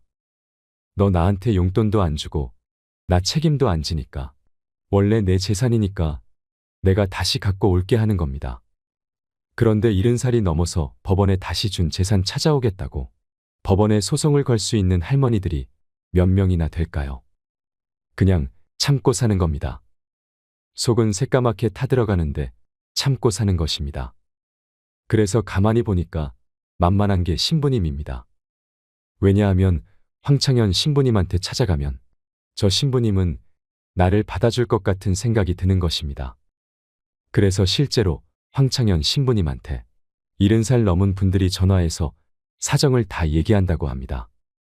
제가 자식들한테 재산 주고 탈탈 털어 모든 것을 다 줬는데 자식들이 박사해 사업하고 잘 사는데 나 찾아오지도 않는다고 말입니다. 그러면서 나 너무 멀쩡하다고, 난 아직도 건강하다고, 설거지도 할 수 있고 빨래도 할 수 있고 다 할 수 있다는 겁니다. 그렇게 신부님하고 같이 살고 싶다는 그런 분들이 많습니다. 지금부터 신부님이 하셨던 말씀을 들려드리겠습니다. 요즘 나하고 살자는 여자가 너무 많습니다. 1년에 500명도 더 되는 것 같습니다. 그래서 제가 그 편지들을 지금은 다 모아놓습니다. 왜 모아놓느냐 하면 그 내용이 기가 막힙니다. 내용이 신부님 제가 자식을 어떻게 키워서 어떻게 성공시키고 어떻게 재산을 물려줬는데 나한테 이럴 수가 있느냐고 그렇게 구구절절 편지 쓰는 분이 많습니다. 그런데 그 자식 재산은 찾아올 생각하지 않고 신부님이 자식보다 낫다는 생각이 드는 겁니다. 나하고 살자고 그렇게 얘기를 하십니다. 하루는 제가 전화를 받았는데 85살 된 할머니였습니다. 85살 됐는데 70살의 아들이 그러더래요. 어머니, 나 이제 어머니 어차피 모셔야 되고 어머니도 이제 나하고 같이 살아야 되지 않느냐. 그러니까 나한테 5천만 원 있고 어머니 3억 있는데 그 돈 나한테 주면 내가 아파트 분양받아서 어머니 모시고 살겠다고. 자기는 5천만 원 투자하고 엄마는 3억 투자하고 자기가 모시고 살겠다고 자기가 들어가서 사는 건데 말은 자기가 모시고 산다고 말하더랍니다. 근데 이 할머니가 이런 생각이 들었답니다. 내가 살면 얼마나 사나. 아들이 아파트 얻겠다는데. 그래서 그 3억을 주고 들어가서 살기 시작했대요. 여러분들, 나이를 먹어서 자식이 내 집에 들어와서 사는 거랑 내가 자식 집에 들어가서 사는 건 하늘과 땅 차이입니다. 만약에 자식이 들어와서 사는데 마음에 안 들잖아요. 나가라고 그러면 됩니다. 근데 만약에 내가 자식하고 같이 살겠다고 합쳤는데 자식이 너무 마음에 안 들어. 며느리가 너무 마음에 안 들어. 그리고 대개 80된 분들은 며느리가 몇 살쯤 되냐면 60살쯤 됩니다. 60살쯤 되는 며느리는 눈에 뵈는 게 없는 사람들입니다. 그럼 누가 나가야 될까요? 80살짜리가 짐 싸들고 나가야 됩니다. 80살짜리가 나가야 돼요. 이게 현실입니다. 제가 며칠 전에도 들은 얘기입니다. 6억을 들고 할머니가 아들 집으로 들어갔대요. 6억을 들고 들어가든 60억을 들고 들어가든 그건 아무 상관이 없습니다. 자식 집에 들어가서 사느냐 안 사느냐 그게 중요한 거예요. 그런데 6억을 들고 들어갔는데 냉장고에 있는 사과도 마음대로 못 먹겠더라는 겁니다. 왜냐하면 이거 혹시 며느리가 손자 주려고 갖다 놓은 거 아닌가 싶더라는 거죠. 그래서 전화를 했대요. 얘야, 나 이거 먹어도 되느냐고. 왜 그러고 사느냐 이거예요. 그냥 혼자 편안하게 6억짜리면 3억짜리 아파트 가고 3억은 은행에다 넣어놓고 한 달에 100만 원만 써도 30년을 먹고 살 수 있는데 왜 그렇게 사느냐 이거예요. 그리고 이제 여러분들의 인생의 주인공은 누구냐면 여러분들입니다. 자식이 여러분들에게 효도할 수 없습니다. 이제는 효도는 할 수 없는 세상이에요. 제가 아주 단언을 합니다. 여러분, 효도는 할 수도 없고 받아 먹을 수도 없는 세상이에요. 여러분들 110살까지 산다고 생각을 해보세요. 110살 먹은 엄마가 90살 먹은 아들한테 전화해서 얘야, 너 왜 나 요즘 안 찾아와 그러면은 90살 먹은 아들이 당황스럽지 않을까요? 엄마가 아직도 안 죽은 건가? 죽었는지 안 죽었는지 헷갈리는데 가끔씩 엄마가 전화해서 너 왜 나 안 찾아오냐 물으면 90살 먹은 아들이 당황스러울까요? 안 당황스러울까요? 당황합니다. 90살 된 아들은 엄마가 살았는지 죽었는지도 모릅니다. 여러분 중에 80세, 90세 된 어머니가 계신다면 하루에 몇 번 생각하시나요? 떨어져 살면 일주일에 한 번도 생각 안 할 때도 많을 겁니다. 일주일에 한 번도 말이죠. 근데 엄마는 오로지 자식만 생각하는 겁니다. 왜냐면 자기 인생을 살 줄 몰라서 그러는 것입니다. 자기 인생을 사는 사람은 자식이 있든 없든 자식이 찾아오든 안 찾아오든 아무 상관없이 자기 인생을 살아갑니다. 근데 자기의 삶이 없는 사람은 오로지 자식만 쳐다보고 110살 때도 90살 먹은 아들한테 너 왜 나 안 찾아와? 나 너밖에 없는데 그러면 아들이 엄마가 지금 죽었다가 살아난 건지 살았다가 죽은 건지 아들이 헷갈립니다. 이제는 효도는 없는 시대입니다. 다시 이야기로 돌아와서 85살 된 분이 이러저러 해서 70살 때 들어와서 아들하고 살기 시작했다고 합니다. 그런데 75세가 돼도 안 죽고 80이 돼도 안 죽더랍니다. 나이를 먹으면 먹을수록 돈이 더 필요합니다. 그래서 83살에 아들한테 500만 원만 달라고 했대요. 왜냐면 3억을 줬으니까 500만 원을 달라고 할 자격이 있는 거죠. 근데 그때부터 아들이 2년 동안 말을 안 하더래요. 저는 아들 편입니다. 생각을 해보세요. 여러분들, 이 아들은 엄마하고만 사는 게 아닙니다. 60살 된 며느리하고 사는 거예요. 며느리가 맨날 뭐라고 그럴 것 같나요? 나 시어머니하고 사는 거 지겨워. 당신이 택해, 엄마야 나야. 그래도 모시고 살아야지 어떡해. 어머니 보고 어딜 나가라고 그러냐고. 아들이 맨날 이렇게 달래고 달래는 와중에 그런 상황도 모르고 500만 원 내놓으라니까. 이 아들이 엄마 쳐다보기가 싫은 겁니다. 2년 동안 아들이 말을 안 하더래요. 2년 동안 한 집에 사는데 아들이 2년 동안 나를 사람 취급도 안 하고 말도 안 하면 그 집에서 살고 싶을까요? 살고 싶지 않죠. 그러니까 나이를 먹으면 또 어떤 문제가 있냐면 안 보이죠? 안 들리죠? 기억은 까무락까무락 그러죠. 여기 아프죠? 저기 아프죠? 그러면 그 입에서 나 행복하다, 나 기쁘다 이런 말이 안 나옵니다. 아이고 지겨워, 아이고 사는 거 힘들어 죽겠어. 차라리 죽는 게 나아 맨날 이 말만 합니다. 좋은 소리도 여러 번 들으면 짜증나는데 지겹다, 죽겠다, 섭섭하다는 소리 10년 이상 들으면요. 정말로 아들이 죽고 싶을 만큼 힘들 겁니다. 그러니 2년 동안 말을 안 하는 걸 거예요. 이 할머니도 그 집에서 사는 게 너무 자존심이 상하는 겁니다. 그러니까 나한테 전화해서 신부님 생태마을에 있는 방 하나를 달래는 겁니다. 와서 살겠다고 말이죠. 나 아직도 건강하다 이거예요. 85살이 그것도 알몸으로 와서 나하고 산다는 겁니다. 아니, 내가 24살이 와서 산다 그래도 살까 말까 고민을 지금 해야 될 판국인데 85세 할머니가 아들한테 3억 다 주고 나한테 와서 알몸으로 살겠다고 하더라고요. 할머니, 우리 생태마을은 피정집입니다.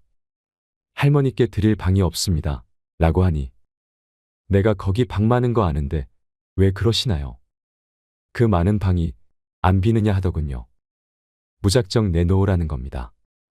할머니 죄송하다고 우리는 피정집이라 드릴 방이 없어 죄송해요. 그러니까. 아니 방송 보면 우리 노인들 마음을 가장 잘 아는 분이 신부님인데 막상 통화해 보니까 보는 거하고 다르다 하면서 성을 내시더군요. 방송 보는 거하고 다르다고 말이죠.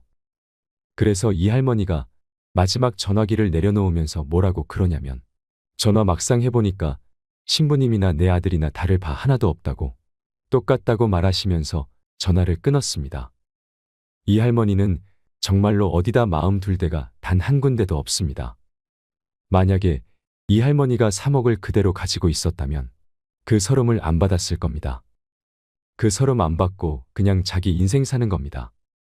아들은 아들 인생 사는 거고 그럼 서로 섭섭할 것도 없고 원수될 것도 없습니다. 그런데 뭐가 원수가 되는 줄 아시나요? 줄 거 다 주고 원수가 됩니다. 그러니까 자식한테 돈을 주는 게 아닙니다. 주지 마세요. 뭐하러 주세요? 황창현 신부님께서 들려주신 이야기를 들으니 어떠신가요? 어린 시절 우리는 어른들에게 서로 베풀고 나누면서 살라고 배웠습니다. 이웃은 남이 아닌 사촌과 같았습니다. 하물며 내 자식은 오죽할까요? 하지만 모든 것을 불태워 금이야 오기야 키우느라 하얗게 새어버린 부모의 처지는 안중에 없고 나와 내 자녀를 먼저 생각하는 자식들이 많아지면서 소외되는 노인들이 적지 않습니다. 세월은 장마철 도랑의 급류처럼 멈춤없이 흘러서 10년이면 바뀐다던 강산은 이제 1년도 못 가 흔적도 없이 사라지는 세상이 되었습니다. 그래서 우리의 삶도 멈춤없이 100세까지 흘러가게 되었습니다. 그래서 이 정신없는 세상은 우리가 노년을 다른 관점으로 보아야 함을 요구하고 있습니다. 내 자식 하나 잘 된다면 집안 기둥뿌리까지 뽑아주고 싶은 것이 부모의 마음 이치이지만 그렇다고 내가 사는 집까지 자식에게 꼭 물려주어야 되겠습니까? 대부분의 노부모들은 오직 자식이 잘 돼야 한다는 생각으로 정작 본인은 돌보지 않습니다. 혹여나 자식이 손가락질 당할까, 자식이 나를 버려도 이웃에 알리지 않는다 합니다. 하지만 자식을 위해서 내 재산 다 주고 나면 그 뒤에는 무슨 일이 일어날는지요. 어떤 분들은 자식들이 상속을 받자마자 몰래 이사하고 전화번호도 바꿔버렸다 합니다. 그래서 아들, 딸 전화번호도 모른다고 합니다. 안타깝게도 우리나라는 OECD 가입 국가 중 노인 빈곤율과 자살률이 가장 높은 국가이며 독거노인의 자살률은 훨씬 더 높습니다. 부양해주는 자식이 없어 혼자 사는 독거노인 수도 많습니다. 노인들의 사회적 고립과 외로움이 심화되고 있고 아무도 모르게 쓸쓸히 임종을 맞이하는 이른바 고독사도 크게 늘고 있습니다. 심지어 젊은 세대들에게는 고령화 시대에 적응하려면 부모를 버려야 한다라는 말도 나올 정도로 우리 노인들의 처지는 곤란해졌습니다. 그렇다면 내 자식들이 그렇게 해맑게 웃던 내 새끼들이 정말로 우리 부모들을 짐으로 여기는 것일까요? 혹독한 세상 풍파를 다 겪은 일부 시청자분들은 제 생각이 순진하다며 너털 웃음 지으실 수 있겠습니다만 제 생각에는 우리의 아이들이 정말로 그렇게 생각하지 않을 수도 있다 생각합니다. 부모가 자식을 키우는 동안, 자식이 부모를 따르는 동안 무언가 문제가 생긴 것일 수도 있는 겁니다. 부모와 자식은 한 집에서 지내는 동안 어느 시점에서부터 둘 사이에 줄이 그어집니다. 그 줄이 겹쳐서 흠이 되고 그 흠은 구덩이가 되고 그 구덩이는 이제 서로 건너지 못하는 골짜기가 되었습니다. 우리 부모와 자식은 그 골짜기를 사이에 두고 서로 원망하며 사랑하고 사랑하면서 원망합니다. 부모가 자식을 사랑하듯 자식 또한 밉다 해도 진정으로 부모를 미워할 수는 없습니다. 그래서 부모와 자식 간의 관계를 하늘이 내려준 천륜이라 하는 것 아닐까요? 그렇다면 우리가 노후에 이 골짜기를 건너 사랑하는 부모와 자식으로 다시 재회하기 위해선 무엇을 해야 할까요? 여기 올해 85살인 오씨 할아버지가 있습니다. 할아버지는 재력가입니다. 빌딩 한 개에 집을 2채 정도 갖고 있습니다. 그리고 서너 개 은행에 숨겨놓은 현금과 주식 투자금까지 합치면 재산이 엄청납니다. 10년 전 할아버지는 자꾸 불어나는 재산을 감당하기 힘들어지자 친구 아들에게 재산 관리를 맡겼습니다. 그리고 본인은 이 나이에 큰 집에 살아봤자 뭐 하겠나 싶으셔서 아내와 함께 시골의 조그마한 전원주택에서 살고 있습니다. 그의 사남매 자녀는 일주일에 한 번씩 식구들과 찾아와서 부모와 시간을 보내는 효자 효녀들입니다. 할아버지 부부는 서로 경쟁하듯 찾아와 주는 자녀들이 고맙기만 합니다. 그러나 할아버지는 상속에 대해선 아주 냉정하였습니다. 가끔 손주들이 대학을 간다거나 결혼을 할 때, 아니면 약간의 사업자금이나 집 살 돈을 도와달라고 하면 내주지만 재산을 물려주는 것에 대해선 딱 잘라 거절합니다. 아버님, 제가 한 살이라도 젊을 때 상속받아야지요. 장남의 이런 짜증 섞인 푸념에도 막무가내입니다. 그런데 어느 날 할아버지의 재산 관리를 맡고 있는 친구의 아들이 이렇게 물어보았다고 합니다. 어르신, 왜 그렇게 상속을 안 해주시나요? 그러자 할아버지의 대답은 일관됐습니다. 내가 자식에게 재산 상속하는 날이 바로 효자가 불효자가 되는 날이야. 우리는 이 할아버지 말을 새겨들을 필요가 있습니다. 우리는 20년에서 30년 일한 걸로 은퇴 이후 거의 50년을 더 살아야 합니다. 때문에 더욱 철저하게 대책을 세울 필요가 있습니다. 그때 가면 어떻게든 되겠지라고 생각하거나 아이들을 좀 키워놓고 그때부터 준비해야겠다고 생각하면 그땐 너무 늦을 수 있습니다.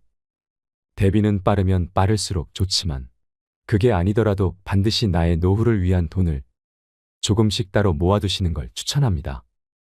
예전에는 대가족 제도여서 한 집에 증조할머니, 할아버지, 아버지, 아들이 살면서 가정 내 임종이 당연하였습니다.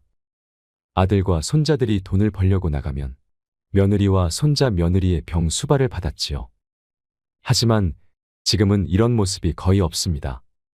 현실적인 관점에서 서민인 나는 벌 수 있는 돈과 쓸 수 있는 돈이 한정되어 있습니다. 같은 돈으로 최고의 효과를 내기 위해서는 내 인생의 특정한 시점에서 지나치게 돈을 쓰는 일은 위험할 수 있습니다. 나의 노후를 준비하지 않고 교육비를 올인하게 되면 은퇴 후 무려 50년을 자식에게 의지해야 하는데 저는 과연 그걸 자녀들이 좋아할지 의문입니다. 자식들이 견디고 견디다가 결국에는 키워주신 건 감사하지만 솔직히 내 인생을 즐길 수 없어서 부담스러워요. 이런 말을 하지 않을까요? 모든 부모는 아이를 사랑합니다. 그래서 사랑의 표현은 무한대로 해줄 수 있지만 금전적으로는 냉정하게 생각해 보아야 하지 않을까요? 제가 아는 어느 부모님은 자식에게 이런 말을 반복했습니다. 너에 대한 지원은 딱 대학 등록금까지다. 그리고 사교육비도 많이 쓰지 않으셨습니다. 어찌 보면 냉정하다고 볼 수도 있지만 시간이 흐르자 그 부모님은 현명한 부모님이셨다는 생각이 들었습니다. 그분의 아이는 실제로 대학 등록금 이후로는 부모님에게 금전적으로 의지하지 않았고 그렇게 자식을 끊어낸 돈은 노부부의 노후자금으로 쓰였습니다. 그리고 아이는 어른이 되어서도 그 사실에 감사하고 있습니다. 우리가 진정으로 아이를 위하고 아이에게 부담을 덜어주려면 어떤 선택을 해야 할지 많은 고민이 필요한 시점입니다. 따라서 어쩌면 자녀에게 가장 큰 선물은 나의 노후 준비 자금 대책이 아닐런지요. 누구도 우리를 구원하지 못한다.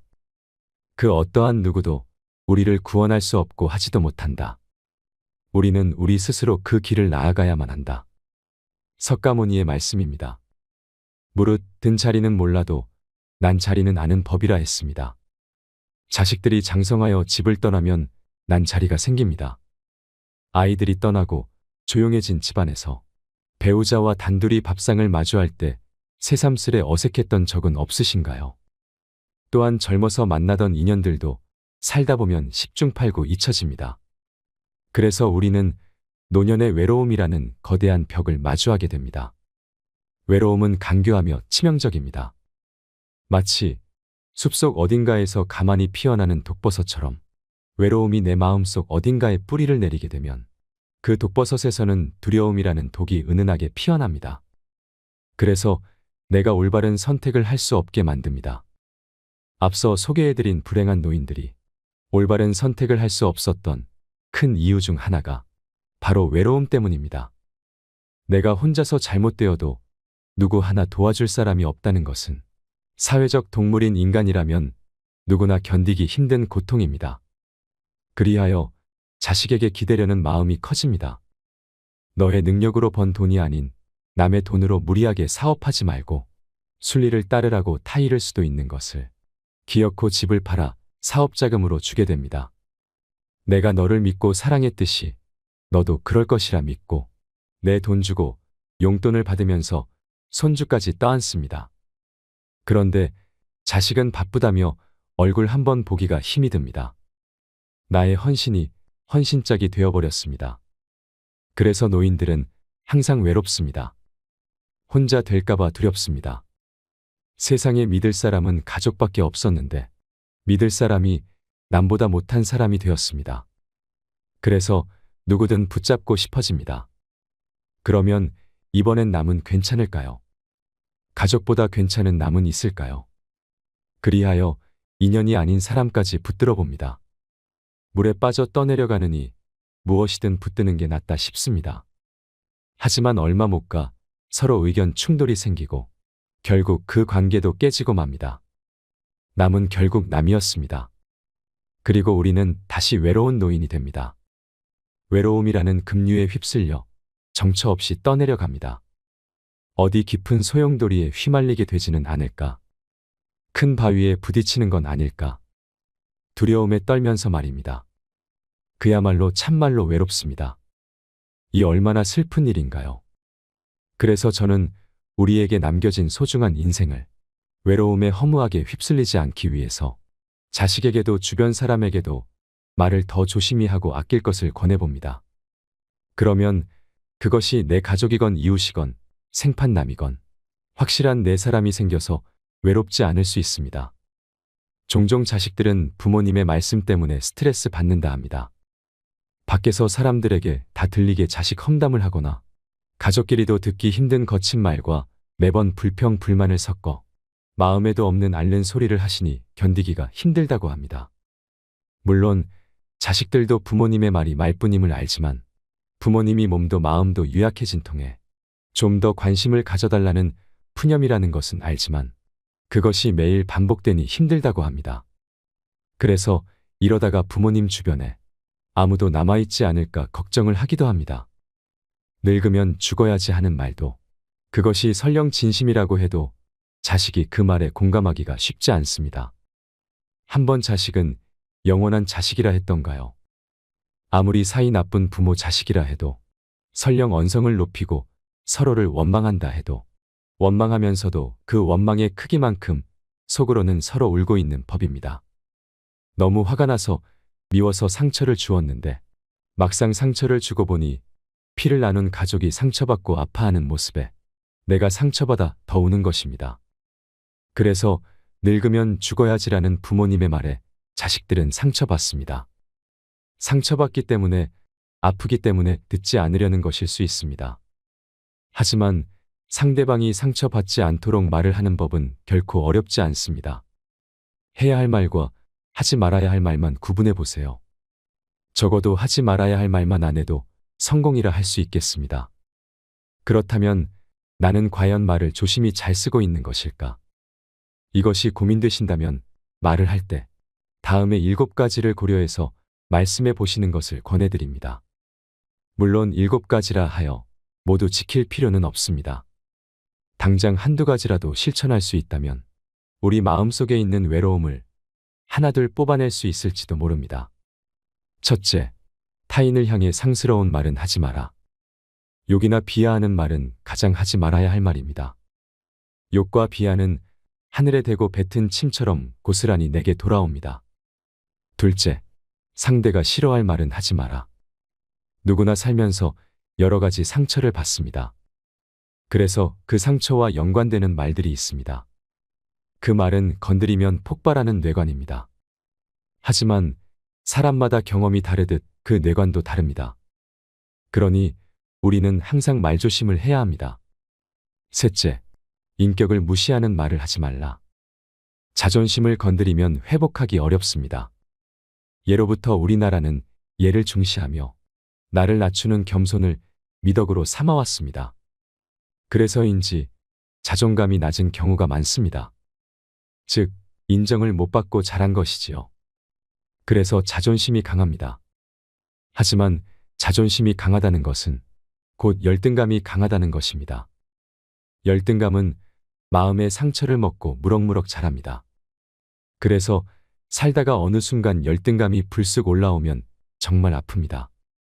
아물어 가던 상처의 딱지를 한 번에 떼어지는 것 같은 기분입니다. 그러니 상대방의 그 상처를 굳이 건드리는 일은 하지 말아야 합니다. 넷째, 상대 가족을 헐뜯지 마라. 차라리 내 욕을 했으면 했지. 내 가족은 건드리지 말아라. 우리는 한 번쯤 이런 말을 해보았거나 들어보셨을 것입니다. 아무리 못나고 미운 나의 가족이라도 남이 욕하면 화가 나는 것이 도리입니다. 따라서 본질과는 아무 상관도 없이 상대의 가족은 어떤 상황에서도 건드리지 말아야 합니다. 다섯째, 유머 있는 대화의 기술이 필요하다. 무슨 이야기든 심각할 필요가 있을까요? 꼭 이 대화를 통해 무언가 바꿔야 한다. 꼭 득이 있는 대화여야 한다라는 마음을 내려놓으세요. 우리가 다른 사람에게 줄 수 있는 가장 소중한 선물은 우리의 존재입니다. 우리가 상대방을 존중하고 사랑하며 품을 때 비로소 우리의 관계는 꽃처럼 피어날 것입니다. 대화는 우리가 행복해지는 도구일 뿐입니다. 여섯째, 분명한 말은 오해를 남기지 않는다. 확실한 예스와 확실한 노는 연습해야 잘할 수 있습니다. 마음이란 표현을 해야 알 수 있습니다. 나는 내 마음을 알기 때문에 당연하다 생각할 수 있지만 상대방은 10길 물속은 알아도 한길 내 마음속은 알 수 없습니다. 만약 내가 할 수 없고 거절을 해야 하는 일이라면 당장 상대방이 실망할 수 있어도 단호하게 표현하세요. 그래야 나중에 서로 오해하는 일이 없어집니다. 일곱째, 비비꼬는 꽈배기 말은 절대 하지 말자. 마음이 꼬여 있을 때는 차라리 침묵하는 게 낫습니다. 그런 마음이 올라오는 상대가 있다면 무언가 그 상대가 마음의 평정을 깨는 요소가 있는 것입니다. 우리는 그것을 보고 상극이라 표현합니다. 나와 상극은 되도록 만나지 않거나 가족이라 어쩔 수 없다면 차라리 침묵을 지키세요. 이렇게 7가지 말 비법을 알아두고 입을 열 때마다 떠올려 보세요. 내가 어떤 사람인지 정 모르겠다 하시면 핸드폰으로 평소 내가 하는 말을 녹음해서 들어보세요. 그러면 제3자의 입장에서 내가 평소에 어떤 말투를 쓰는지, 어떤 억양으로 말하는지, 그래서 타인에게 어떤 사람으로 비춰지는지 보일 것입니다. 사람은 정신만 멀쩡하면 나이가 들어도 젊은 시절의 마음을 잃지 않습니다. 젊은 사람은 나이와 함께 쌓이는 연륜이 없는 반면 나이 든 사람은 젊은 시절에 겪은 온갖 경험을 기억하고 있습니다. 인생은 60부터라는 말이 유행입니다. 60대와 70대를 할머니 할아버지로 부르는 일은 옛말이 되고 있습니다. 동서양을 대표하는 미남 배우 톰 크루즈와 양조위는 환갑의 나이에도 여전히 여심을 흔들고 있고 70대 노인들이 높은 산에 거뜬히 오르고 이제 외모만으로는 나이를 가늠하기가 불가능하기 때문입니다. 그래서 젊은 70대 우리는 아직 청춘이다라는 낭만적인 말이 울려 퍼지는 시대를 살고 있습니다. 만약 여러분이 치아가 없으면 한 살이라도 젊으실 때 망설이지 말고 임플란트 해놓고 맛난 것 많이 드시기 바랍니다. 그리고 무릎 관절이 닳아서 걸을 수 없다면 즉시 인공관절이라도 시술받아 걸을 수 있도록 치료받고 열심히 걸어 다니시기 바랍니다. 눈으로 볼 수 있을 때 실컷 구경하고 귀도 안 들리면 돈 아끼지 말고 최고급 보청기 구입해서 귀 속에 깊숙이 넣고 친구들과 많이 얘기 나누시는 건 어떨까요? 행복은 모두에게 유익할 때 찾아옵니다. 당신이 행복할 때 이 기쁨은 영원하지 않겠지만 반대로 고통을 겪을 때 그 고통 또한 지속되지 않습니다. 세상 모든 것은 영원하지 않으며 과거는 이미 지나갔고 미래는 아직 오지 않았습니다. 우리가 살 수 있는 시간은 단 한순간뿐입니다. 그것은 바로 현재입니다. 그래서 현재에 충실히 살지 않으면 죽기 전에 후회가 남게 됩니다. 베풀 수 있을 때 남에게 많이 쏘고 또 쏘고 즐길 수 있을 때 마음껏 즐기는 것이 노후를 맞이한 우리들의 마지막 삶을 즐길 수 있는 값진 투자가 아닐까요? 이것이 인생길 후반 우리들의 생생한 모습이 아닐까요? 인생이란 따지고 보면 지금처럼 평범하게 노후 인생을 즐기며 사는 게 최고 아닐까요? 오늘 즐거움을 내일로 미루지 말고 누구를 미워도 말고 누군가가 불러만 주면 번개처럼 뛰어나가고 또 내가 부르면 총알같이 튀어나와줄 그런 사람과 함께 만나 허심탄회한 대화 나누고 맛있는 것 양껏 먹고 마시며 행복을 만들어 보세요. 노후에 보장된 내일이란 없습니다. 오늘이란 어제 죽은 사람이 그렇게도 갈망하던 내일입니다. 당신의 지금 이 순간이 인생 최고의 날입니다. 어제 꽃이 화려했던들 무슨 소용일까요? 뒷방에 누워있던 노인도 일어나 움직이면 꽃피는 봄날이 됩니다. 그러면 고목나무에도 꽃은 핍니다. 저는 여러분들이 별것 아니라 해도 매일 동네 목욕탕에서 사소한 행복을 느끼며 노후 생활을 만끽할 수 있으면 좋겠습니다. 우리는 그동안 이리저리 살아낸 세월이 있어서 그 세월에 길들여진 몸과 마음이 하루아침에 바뀌지 않습니다. 지금 당장은 의지가 든다 해도 며칠만 지나면 뚜렷하던 이 의지가 어느샌가 흐릿해져 버리는 게 우리네 삶 아니던가요? 그리고 또한 나는 이미 내 재산을 자식에게 전부 다 줘버렸는데 이제 와서 이런 걸 고민한들 무슨 의미가 있나? 그렇게 이미 저질러진 일을 이제 와서 주워 담을 수 없는 것 또한 우리네 인생이 아니던가요? 하지만 강물에 돌멩이를 계속 던져보세요. 어깨가 아프고 팔목이 저려도 상관 말고 계속 돌멩이를 던져보세요. 그러면 결국 수면 위로 돌멩이 산이 서서히 솟아날 것입니다. 또한 세상 모든 일은 저마다 적절한 시기가 있습니다. 초년운이 좋다가도 말년이 나쁠 수도 있고 이보다 나쁠 수 없다 싶을 정도로 초년운이 나쁘다가도 말년운이 트일 수도 있습니다. 가는 길이 구불구불해도 끝이 좋으면 모든 것이 좋다 했습니다. 자신을 등불로 삼고 자기를 의지하되 만약 견딜 수 없을 만큼 힘들고 고통스러울 때에는 인생이 나에게 뭔가 가르치려고 하고 있는 것임을 잊지 마세요. 매일 아침 우리는 새로 태어납니다. 어제 일보다 오늘 하는 일이 무엇보다 중요합니다.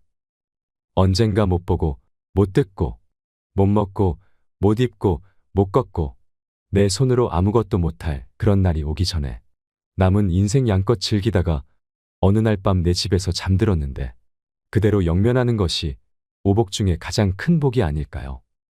내 발로 걸어다니고 맛있는 음식을 입으로 먹을 수 있는 날이 그리 길지 않다는 점을 명심하시고 하루하루 감사하고 소중하게 열심히 즐기시기 바랍니다. 이상으로 책틀맨이었습니다. 오늘도 끝까지 시청해 주셔서 감사드립니다. 나는 치유의 은사를 받지 않았어요. 근데 그냥 갈 때마다 그냥 내가 그냥 성령 기도에 갈 때마다 그냥 그것도 70, 80 그냥 아니 70, 80 썼으면요 골 아파요 당연히요. 아 무릎 아프고 허리 아파요 당연히. 아 그걸 그냥 와갖고 하느님 그냥 신부님이 그냥 허리 아프니까 그냥 안수 좀 해달라고 그러면 그 나요 80년 동안 쓴 거를. 그럼 난 또 착하니까 해주긴 해줘요. 할머니 머리에 손을 얹고 아니 뭐 치유의 은사는 없으니까 머리에 손을 얹고 뭐라고 기도하냐면은 하느님 이 할머니 골이 아프답니다. 그런데 눌러줘요. 우리 오홍진 신부님은 정말로 이 안수의 능력이 있으신 것 같아. 이쪽 쓰러진다 이쪽 100명 막 쓰러지고 막 이쪽 쓰러진다 2층 젊었을 땐 2층 쓰러져 2층 막 쓰러지고 그랬대요 정말로. 근데 나는 그렇게 20년 동안 안수기도를 했는데 쓰러진 사람이 한 명도 없어요. 아이, 정말이에요, 정말. 쓰러진 사람 한 명도 없어요. 그리고 내가 안수기도를 하면 누르면 내가 느껴요. 내 손에서 아무것도 안 나가는 게 느껴요, 누르고 있으면. 뭐가 나와야지 눌러줄 거 아니에요. 뭐가 나와야지. 그래서 내가 3년 전부터 안수기도를 안 하는 거예요. 왜 안 하느냐면은 아무것도 안 나오는데 누르고 있는 나도 한심하고, 또 아무것도 안 나오는데 머리 디미는 교우들도 불쌍하고. 그러니까 서로 편안하자 이거예요. 여러분들, 북한에서 안 태어나고 남한에서 태어난 거 감사해요, 안 감사해요? 북한은요 정말로 굶어 죽어요. 굶어 죽어요. 평양 근교만 빼놓고 나머지는 다 굶어 죽는다고 보시면 돼요. 이제 겨울이 시작되면은요 이 사람들 땔감이 없어요. 석유 석탄이 없기 때문에. 그래서 산에 나무 잘라다가 또 해요. 그리고 어떤 집은 작년에는요 그 땔감조차도 없어서 밥도 못 해갖고 그대로 얼어 죽은 사람들도 많다는 거예요. 근데 우리는 얼마나 잘 먹고 잘 살아요. 감사해요, 안 감사해요? 감사해요. 여러분들, 후쿠시마에서 안 태어나고 대한민국에서 태어난 거 감사해, 안 감사해? 그런데 왜 자살률이 세계 1위냔 말이야. 국민들이 욕심이 많아서. 욕심이. 이유는 딱 한 가지예요. 욕심이 너무 많아요. 대한민국 사람들 이 정도면 잘 사는데 왜 이렇게 욕심이 많은지 모르겠어요. 황창현 신부님의 행복특강, 지금 바로 시작하겠습니다. 영상이 마음에 드신다면 구독, 좋아요, 알림 설정 부탁드립니다. 영상 후반부에 요양병원 의사가 쓴 충격적인 양심 고백도 함께 들으시면 좋겠습니다. 참 예수님, 반갑습니다.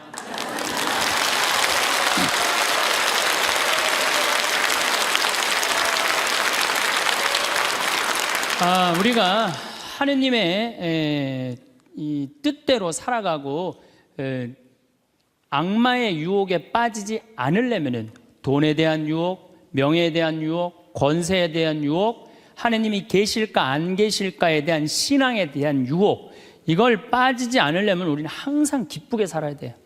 근데 기쁜 사람은 어떤 사람이 기쁘냐면 긍정적인 사람이 기뻐요.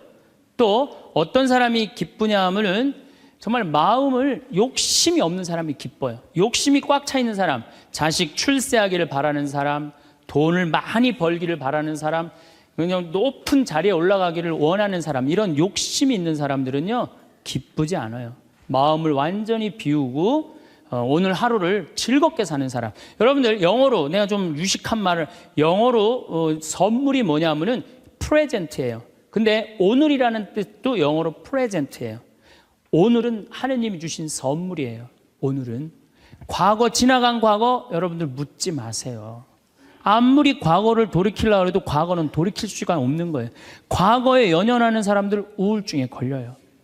그 다음에 미래에 대해서 미리 걱정하지 마세요. 여러분들이 아무리 걱정해봤자 여러분들이 걱정하는 게 95%는 일어나지 않을 거래요. 전혀 일어나지 않을 것에 쓸데없는 걱정을 하고 있는 거야.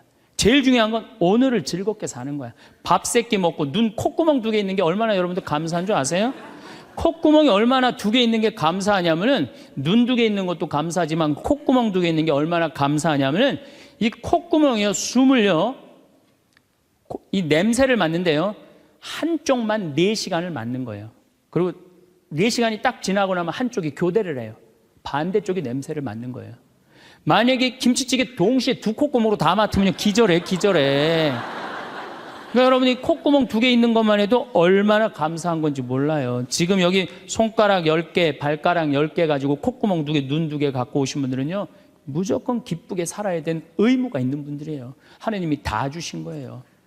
자, 그리고 난 다음에 우리가 유혹에 빠지지 말려면 끊임없이 기도해야 돼. 하느님께서 우리 이제까지 살아오면서 여러분들 은총 너무 많이 주셨어요. 은혜 너무 많이 주셨어요. 그렇기 때문에 우리는 어떻게 살아야 돼? 그 은혜를 계속 기억하면서 감사기도, 끊임없이 기도해야 돼. 근데 이 기도는 간구 기도를 하면 안 돼요. 감사 기도를 해야 돼요. 제가 꼭 성령 기도에 가면은요, 제일 당황스러운 게 그거예요. 내가 성령 기도에 가면은 할머니들이 신부님 골이 아파요, 무릎이 아파요, 허리가 아파요, 안수기도 해달라는 거예요.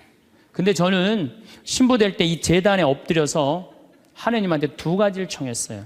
하나는 강론 잘하게 해달라고. 근데 정말 저는 누워서 그렇게 기도했어요. 왜 제가 그 기도를 청했느냐 하면은 저는 초등학교 때부터 발표 때마다 선생님이 제일 먼저 너 일어나서 발표하라고 그랬어요. 그리고 책 읽을 때도 항상 나보러 읽으라고 그랬어. 목소리가 좋으니까. 그러니까 내가 받은 달란트는 뭐야? 말하는 거, 말하는 거. 그리고 신부가 말씀 전하는 사람 아니에요. 그래서 강론 잘하게 해달라고 내가 정말로 엎드려서 간구했어요. 근데 뭐 1년에 300회, 내일도 여기 전주 중앙성당에 가서 강의하고 또 전주에 있는 중학교에 가서 그 학부형들하고 선생님들한테 강의해. 내일 전부 단축 수업한대요. 그 선생님들도 강의 들으게 한다고 일반 학교에 가서 강의하는 거, 행복론에 대해서. 그러니까 1년에 한 300회 정도 초청 강연 다니니까 이거 소원 들어주셨어요. 난 너무너무 감사해요. 또 내가 글 잘 쓰게 해달라고. 이제까지 책 3권 썼는데 요즘 쓴 거 사는 맛, 사는 멋. 이거 정말로 많은 분들이 행복하다고 참 전화가 많이 와요. 독자들한테. 아니, 나 이 2가지 다 받았어요. 나는 더 이상 하느님한테 원하는 거 없어요. 하느님은요, 각자의 달란트가 다 달라요. 그리고 그냥 집 잘 짓는 신부님들, 또 우리 그냥 전 신부님, 내가 보기엔 사목 너무너무 잘하세요. 그러니까 그 감히 못하는 15년이 지나서 엄두도 못 냈던 저 땅을 사죠. 그러니까 아무나 사는 게 아니에요. 교우가 일치가 되기 때문에 그게 가능한 거죠. 그 다 달란트가 달라요. 근데 내가 받은 달란트는 강론 잘하고 글 잘 쓰는 거야. 나는 치유의 은사를 받지 않았어요.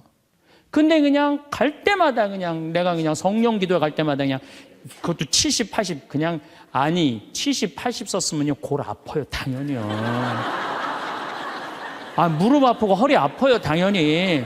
아 그걸 그냥 와갖고 하느님이 그냥 신부님이 그냥 허리 아프니까 그냥 안수 좀 해달라고 그러면 그 나요 80년 동안 쓴 거를. 그럼 난 또 착하니까 해주긴 해줘요. 할머니 머리에 손을 얹고 아니 뭐 치유의 은사는 없으니까 머리에 손을 얹고 뭐라고 기도하냐면은 하느님 이 할머니 골이 아프답니다. 그런데 눌러줘요. 그런데 저는 치유의 은사가 없는 게 확실해요. 우리 오홍진 신부님은 정말로 이 안수의 능력이 있으신 것 같아. 이쪽 쓰러진다, 이쪽 100명 막 쓰러지고 막 이쪽 쓰러진다. 2층 젊었을 땐 2층 쓰러져 2층 막 쓰러지고 그랬대요 정말로. 근데 나는 그렇게 20년 동안 안수 기도를 했는데 쓰러진 사람이 한 명도 없어요. 아이 정말이에요 정말. 쓰러진 사람 한 명도 없어요. 그리고 내가 안수 기도를 하면 누르면 내가 느껴요. 내 손에서 아무것도 안 나가는 게 느껴요. 누르고 있으면 뭐가 나와야지 눌러줄 거 아니에요. 뭐가 나와야지. 그래서 내가 3년 전부터 안수기도를 안 하는 거예요. 왜 안 하느냐면은 아무것도 안 나오는데 누르고 있는 나도 한심하고 또 아무것도 안 나오는데 머리 디미는 교우들도 불쌍하고. 그러니까 서로 편안하자 이거예요. 내가 내일 모레 대전 대화동 성당에 강의를 가는데 신부님이 너무 고맙더라고. 아주 목소리가 나 아직 얼굴을 못 뵀는데 신부님이 그러더라고. 저녁에 강의 끝나고 이제 여기는 내가 미사를 하고 강의를 시작했지만 거기는 강의가 끝나고 미사를 봉헌한대요. 그리고 안수기도가 있대요. 근데 신부님이 너무 고맙게 날 아시는 것 같아. 안수는 당신이 하겠다고. 고맙다고 그랬어요. 어쨌든 하여튼 제가 재작년에 2009년에 미국 북동부 성령 대회가 있어요. 근데 여러분들 참 미국 교우들이 참 열심히 해요. 특히 성령대회는요, 한국의 성령대회하고 분위기가 틀려요. 정말로 열심히 해요. 갔는데 첫날 800명이 왔는데 교우들이 그냥 내 강의고 화가 나십니까? 라는 주제로 강의를 했는데 너무 재밌게 들었어요. 또 그날따라 강의가 잘 되더라고요. 그때 둘째 날에는 막 사람들이 전화를 막 한 거야. 야, 한국에서 조그만 신부가 왔는데 너무 재밌다. 그래갖고 둘째 날은 1200명이 늘은 거예요.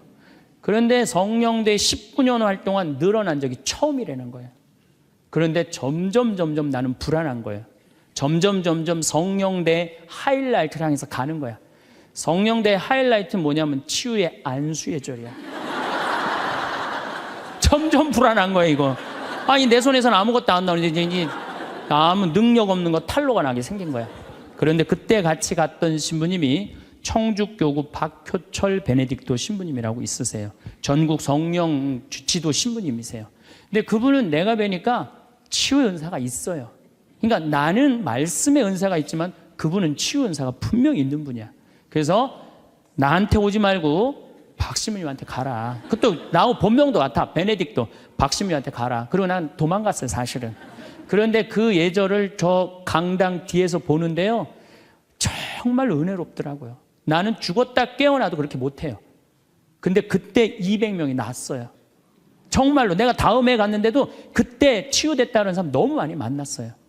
그건 하느님의 성령 특별한 은혜가 있었던 거지.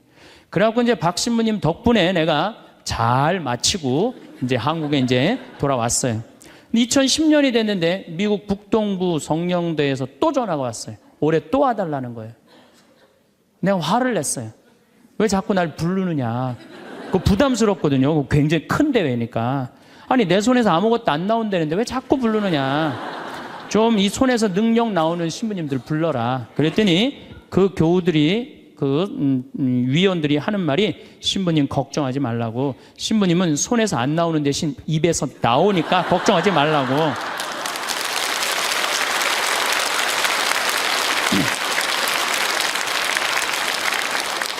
아 그러느냐?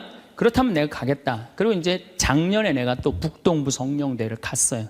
갔는데 그때 같이 갔던 신부님은 누구냐면은 우리 수원교구의 한연음 다니엘 신부님이 같이 갔어요. 이분 또 만만치 않게 영적으로 깊은 분이잖아요. 근데 이제 신부님이 먼저 강의를 가는데 갑자기 내 앞에 무릎을 꿇는 거예요. 나한테 안수기도를 해달라는 거예요. 아니 내가 새카만 후배고 정말 내가 존경하는 선배 신부님이에요. 근데 갑자기 무릎을 꿇더니 나한테 안수기도를 해달라는 거예요. 아니 내가 교우도 안 해주는 판국에 아니 하느님하고 성모님한테 정말 완전히 미쳐갖고 오로지 기도만 하는 신부님, 그분 성소하고 성물도가 너덜너덜해요. 같이 들어. 내 성소도 깨끗하고 성물도도 깨끗한데 내 거는. 그래서 내가 신부님한테 그래서 신부님 저한테 안수기도 받으실 필요 없으시다. 신부님 같이 이렇게 영적으로 깊으신 분이 나같이 이렇게 어린 후배 신부한테 뭐하러 받느냐. 그냥 들어가셔라. 근데 신부님이 하시는 말씀이 나는 황 신부한테 기적을 바라는 게 아니다. 사제의 축복을 받고 싶다. 또 이거 또 어떻게 안 해줄 수 있어? 그래서 그냥 떨리는 마음으로 신부님 머리에 손을 얹었어요. 근데 내가 깜짝 놀랐어요. 이게 내 손에서 안 나오다 보니까 신부님 머리에서 나오더라고.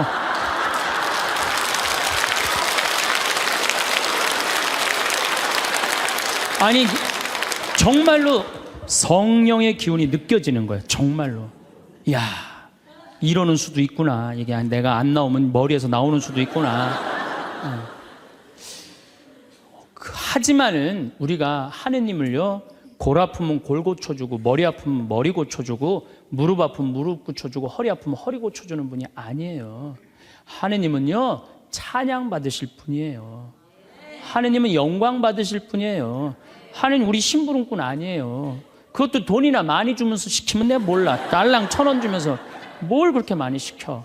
그러니까 자꾸 간구 기도를 하다 보면 어떤 유혹에 빠지느냐 하면은 여기가 아닌가 봐. 천군 보살한테 가는 거예요.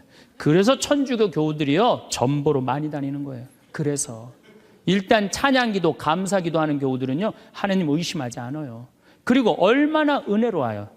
여러분들 이 공기 공짜로 마시고 태양 공짜로 햇빛 쬐고 이 땅 공짜로 밟고 다니고 얼마나 감사해. 눈 2개, 콧구멍 2개, 손가락 10개, 발가락 10개 있으면 됐지. 주님께서 여러분과 함께 마음을 드높이 우리 주 하느님께 감사합시다. 말로는 맨날 마땅하고 옳은 일이래. 말로는 감사기도를 해야 된다는 거예요. 미사 내용 전체가 뭐냐면 감사기도예요. 감사기도. 그래서 여러분들 오늘 이후부터는 끊임없이 기도해야 되는데 어떤 기도를 해? 감사기도를 해라는 감사기도. 그리고 진정한 기도는요. 진정한 기도는 어떤 게 진정한 기도냐면은 저도 그런 기도를 많이 드려요. 하느님, 내가 당신의 나라를 위해서, 당신의 하늘나라를 위해서, 당신의 정의를 위해서 내가 무슨 일을 했으면 좋겠습니까? 나를 어떻게 당신이 쓰실 생각을 갖고 있습니까? 이렇게 물어볼 때 하느님의 뜻을 헤아릴 수가 있는 거예요.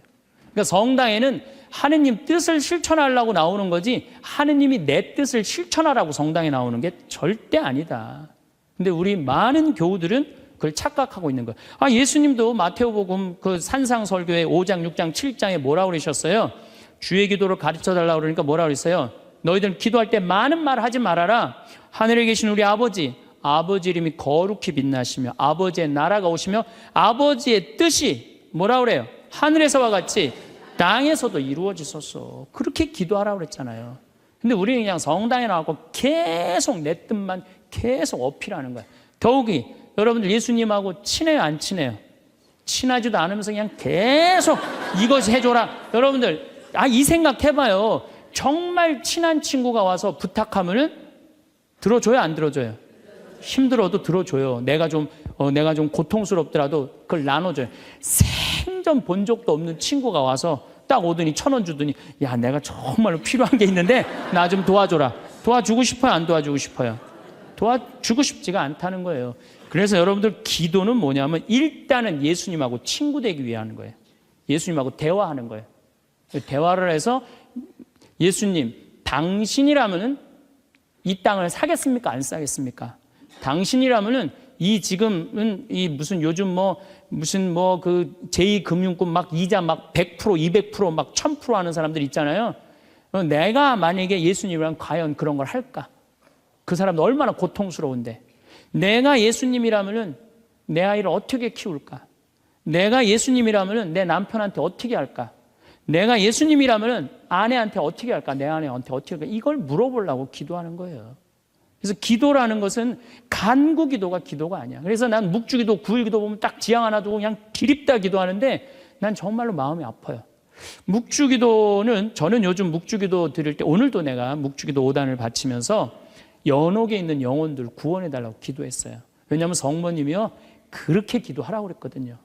근데 우리 그냥 계속 연옥을 위한 기도, 그 다음에 터키에서 지금 고통받는 사람들, 이런 정말 죄인들, 이런 사람들은 생전 기도하지 않고 그냥 대학 입시, 그냥 수능 잘 보게 해주고, 그냥 땅 팔리게 해주고, 애 생기고 해주고, 이런 기도는 자꾸 하느님하고 멀어질 수도 있다는 얘기예요. 그걸 다 들어주지 않으세요, 하느님이. 어떻게 다 들어줘요?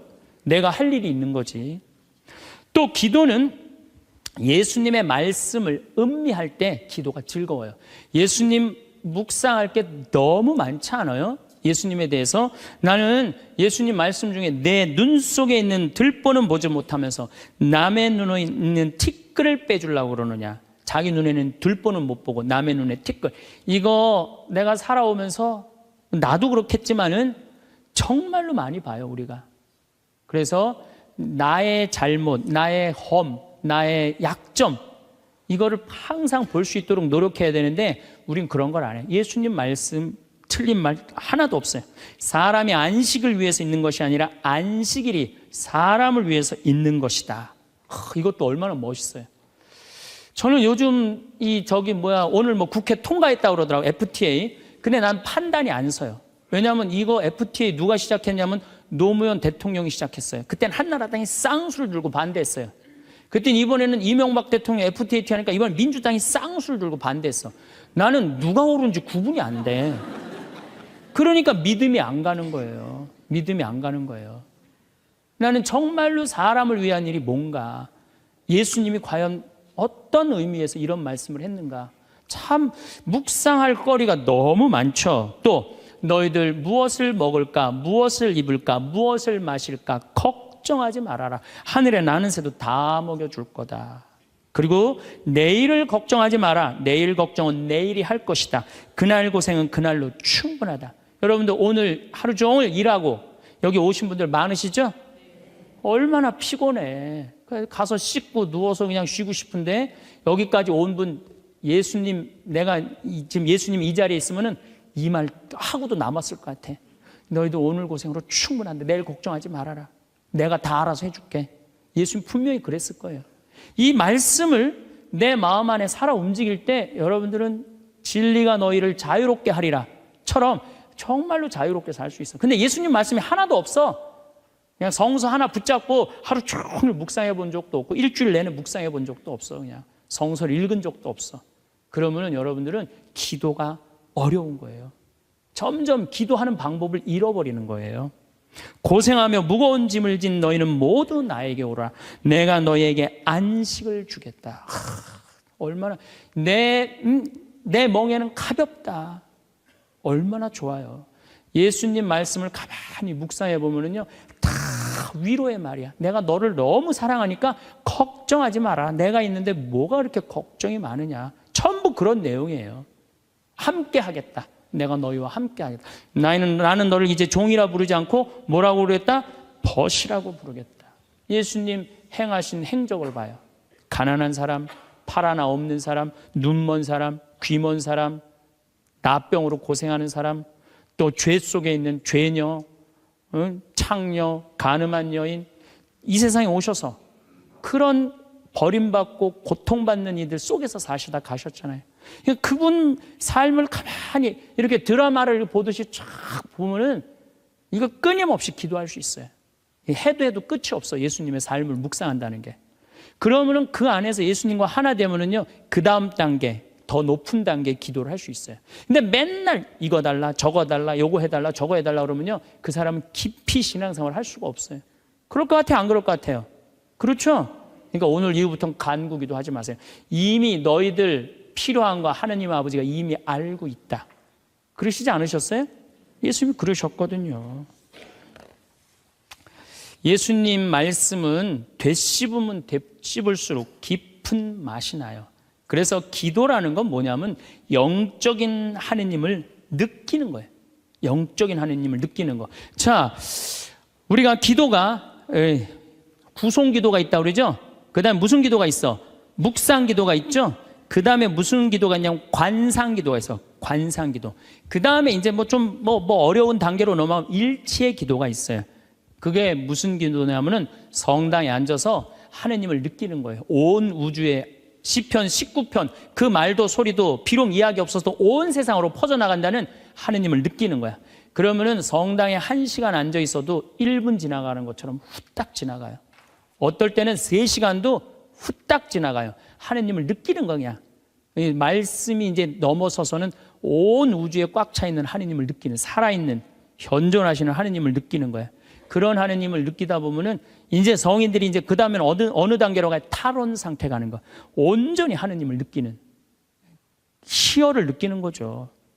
세상 아무것도 필요 없어. 돈도 명예도 권세도 아무것도 필요 없어. 내 하느님만 내 안에 살아있다면 모든 게 행복한 거야. 그래서 끊임없이 기도하면은 악마의 유혹에 넘어가지 않는다는 거예요. 그래서 여러분들은 이제 제가 제일 걱정인 게 50살 되신 분들 60년 남았어요. 아니 어제 발표 나왔잖아요. 2040년에 평균 연령이 몇 세라고? 90살이에요. 그럼 여러분들 지금 50살 되신 분들 2040년이면 몇 살이냐 하면은 80살이에요. 80살이면 그때 가면은 또 늘어날 것 같아요? 안 늘어날 것 같아요? 또 늘어나요. 그래서 110살이에요. 그러면은 남은 60년 동안 내가 영적인 인간으로 살 거냐, 육적인 인간으로 살 거냐, 늙어서 어떻게 할 거야? 힘도 없는데 기도라도 열심히 해야지. 그래서 제일 좋은 기도는 뭐냐면은 제가 여러분들한테 청하는 건 뭐냐면은 기도 공동체 단위라는 거예요. 제가 프랑스 떼제 공동체에 가서 일주일 동안 기도를 했는데요. 3,000명씩 와요. 일주일에. 월요일부터 주일날 전심 때까지 모여서 아침 기도, 낮 기도, 저녁 기도, 그 다음에 미사. 똑같아 일주일 내내. 그런데 성당에 다니든 안 다니든 3,000명. 많이 올 땐 여름엔 3만 명이 와요. 근데 우리나라는 아직 그런 데가 없어. 일주일 내내 모여서 기도하는 데가 없어. 그래서 내가 이제 평창을 이제 내년부터 이제 시작을 할 거예요. 그래서 토요일 날 저녁에는 또 우리 부관장 신부님이 너무 노래를 예쁘게 잘해. 그래서 이제 떼제 기도를 시작을 했어요. 그래서 이제 기도하는 그런 공동체를 만들어서 여러분들도 삶에 지쳤을 때 와서 일주일 동안 60살쯤 돼갖고 일주일 정도 와서 기도하고 가면 얼마나 좋겠어요. 그렇죠? 그러니까 그런 공동체를 많이 믿는 사람들이라면 찾아다니라는 거예요. 영적인 세상을 위해서 시간을 투자하고 마음을 투자하라는 거죠. 그래서 신부님 끊임없이 기도하는데 제일 좋은 게 뭡니까? 미사 참여예요. 첫 번째 좋은 건 미사 참여. 미사 참여 1년 내내 평일 미사 다니시는 분들은요 말할 수 없는 마음 안에 기쁨이 있어요. 1년 내내 미사 안 빠지시는 분들 제가 말씀드리는 거 무슨 말인지 아시죠? 그 시간이 얼마나 좋아. 조용하고.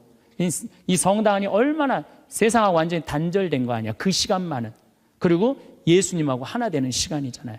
그래서 아무리 힘들어도 직장 끝나고 난 다음에 가방 들고 와서 미사 참여하고 가는 사람들, 이 사람들은 제일 행복한 사람들이에요. 그래서 미사야말로 가장 완벽한 기도다.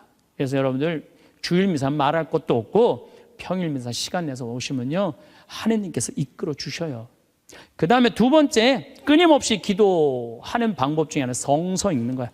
제 경험에 의하면은 구약 성서부터 신약 성서 끝까지, 처음부터 끝까지 완전히 정독 5번만 하면은요, 이 세상 사는 길이 보여요. 하느님의 섭리가, 역사하심이 보여요. 그리고 어떻게 살아야 되는지 정말 마음에 진리가 흘러 넘쳐요. 그래서 성서를 읽어라. 성서를 정독을 해라. 맨날 그냥 불굴의 며느리, 뭐 이웃, 우리 집 여자들 이런 거 보지 마시고, 예? 예, 그 시간에 성서를 성서 안에는 보물이 꽉 차 있어요. 그래서 성서를 적어도 5번 정도 정독을 해라. 5번. 자, 그 다음에 5번 정독을 했으면 그 다음에 할 일이 있어요. 기도 중에 정말 좋은 기도는 성지순례. 성지순례.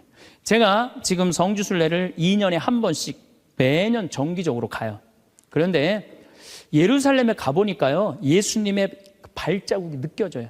예루살렘에 가보니까.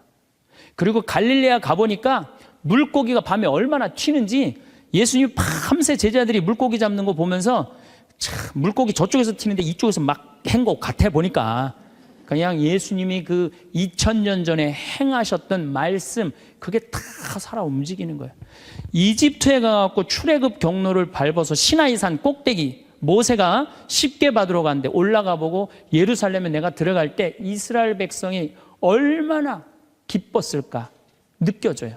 사도 바오로가 예수님 이제 다마스커스에서 회개하고 난 다음에 이 그리스, 터키 이거 전부 교회 세우러 7개, 필라델피아 교회, 이런 교회들 전부 다 세우러 가는데 지난 2월 달에 갔다 왔거든요. 그냥 예수님이 그냥 막연하게 멀리 느껴지는 게 아니라 예수님이 살아 움직이는 거예요. 그래서 여러분들 성지순례 참 중요한 거. 물론 우리나라 안에도 좋은 성지들이 너무 많아요. 우리 성인들이 얼마나 예수님을 사랑했는지. 그러니까 시간 되면은 돈 모아서 제일 남는 거, 가장 적은 돈으로 가장 최고의 효과를 낼 수 있는 건 성지순례. 그래서 예루살렘 한 번은 갔다 오라는 거예요. 예루살렘. 나는 아직까지 하느님 20년, 30년 믿으면서 예루살렘, 베틀레헴, 나자렛 한 번도 아직 갔다 온 적이 없다. 한번 손 들어보세요. 내가 절대 욕 안 할 테니까 한번 손 들어보세요. 손 들어. 한 번도 안 갔다 왔다. 손 들어보세요. 자, 이 사람들 이거 회개해야 되는 사람들이에요. 자, 여러분들 이 세상에 한 번 오셨어. 내가 하느님을 믿어. 하느님을 믿는데 예수님이 활동하고 가신데 한 번 좀 가보고 싶지 않아요? 그럼 지금부터 개 모으세요. 개 모으셔갖고, 나는 우리 여의도 순복음교회가 한 번 거기 성주순례를 갔는데 몇 명이, 한 3,000명이 갔다. 3,000명. 3,000명이. 여러분들도 우리 능평성당 내가 있을 때 어른들 700명 갔잖아요. 한번 한 2년 개 모아갖고 우리 전신부님이랑 한번 1,000명 한번 쫙 한번 가봐요. 그럼 아마 일대 너무 은혜를 많이 받을 거예요. 그 은혜는 마치 이스라엘 백성이 에집트를 200만 명이 200명 그건 뻥이겠지만은 어쨌든 하여튼 가듯이 그런 뜨거움을 아마 느끼실 거예요. 저는 그래서 우리가 끊임없이 기도하는데 정말 좋은 거는 성지순례다. 돈 모아서 성지순례 가라. 다시 한번 말씀드리지만 재물은 쓴 것만 재물이에요. 쓴 것만 내 재물이에요. 제가 지난번에 산호세 강의를 갔는데 나를 비행장에 데려다 준 자매가 하나 있어요. 친구가 5억을 떼어먹고 갔대요. 재산이 싹 날아갔대요.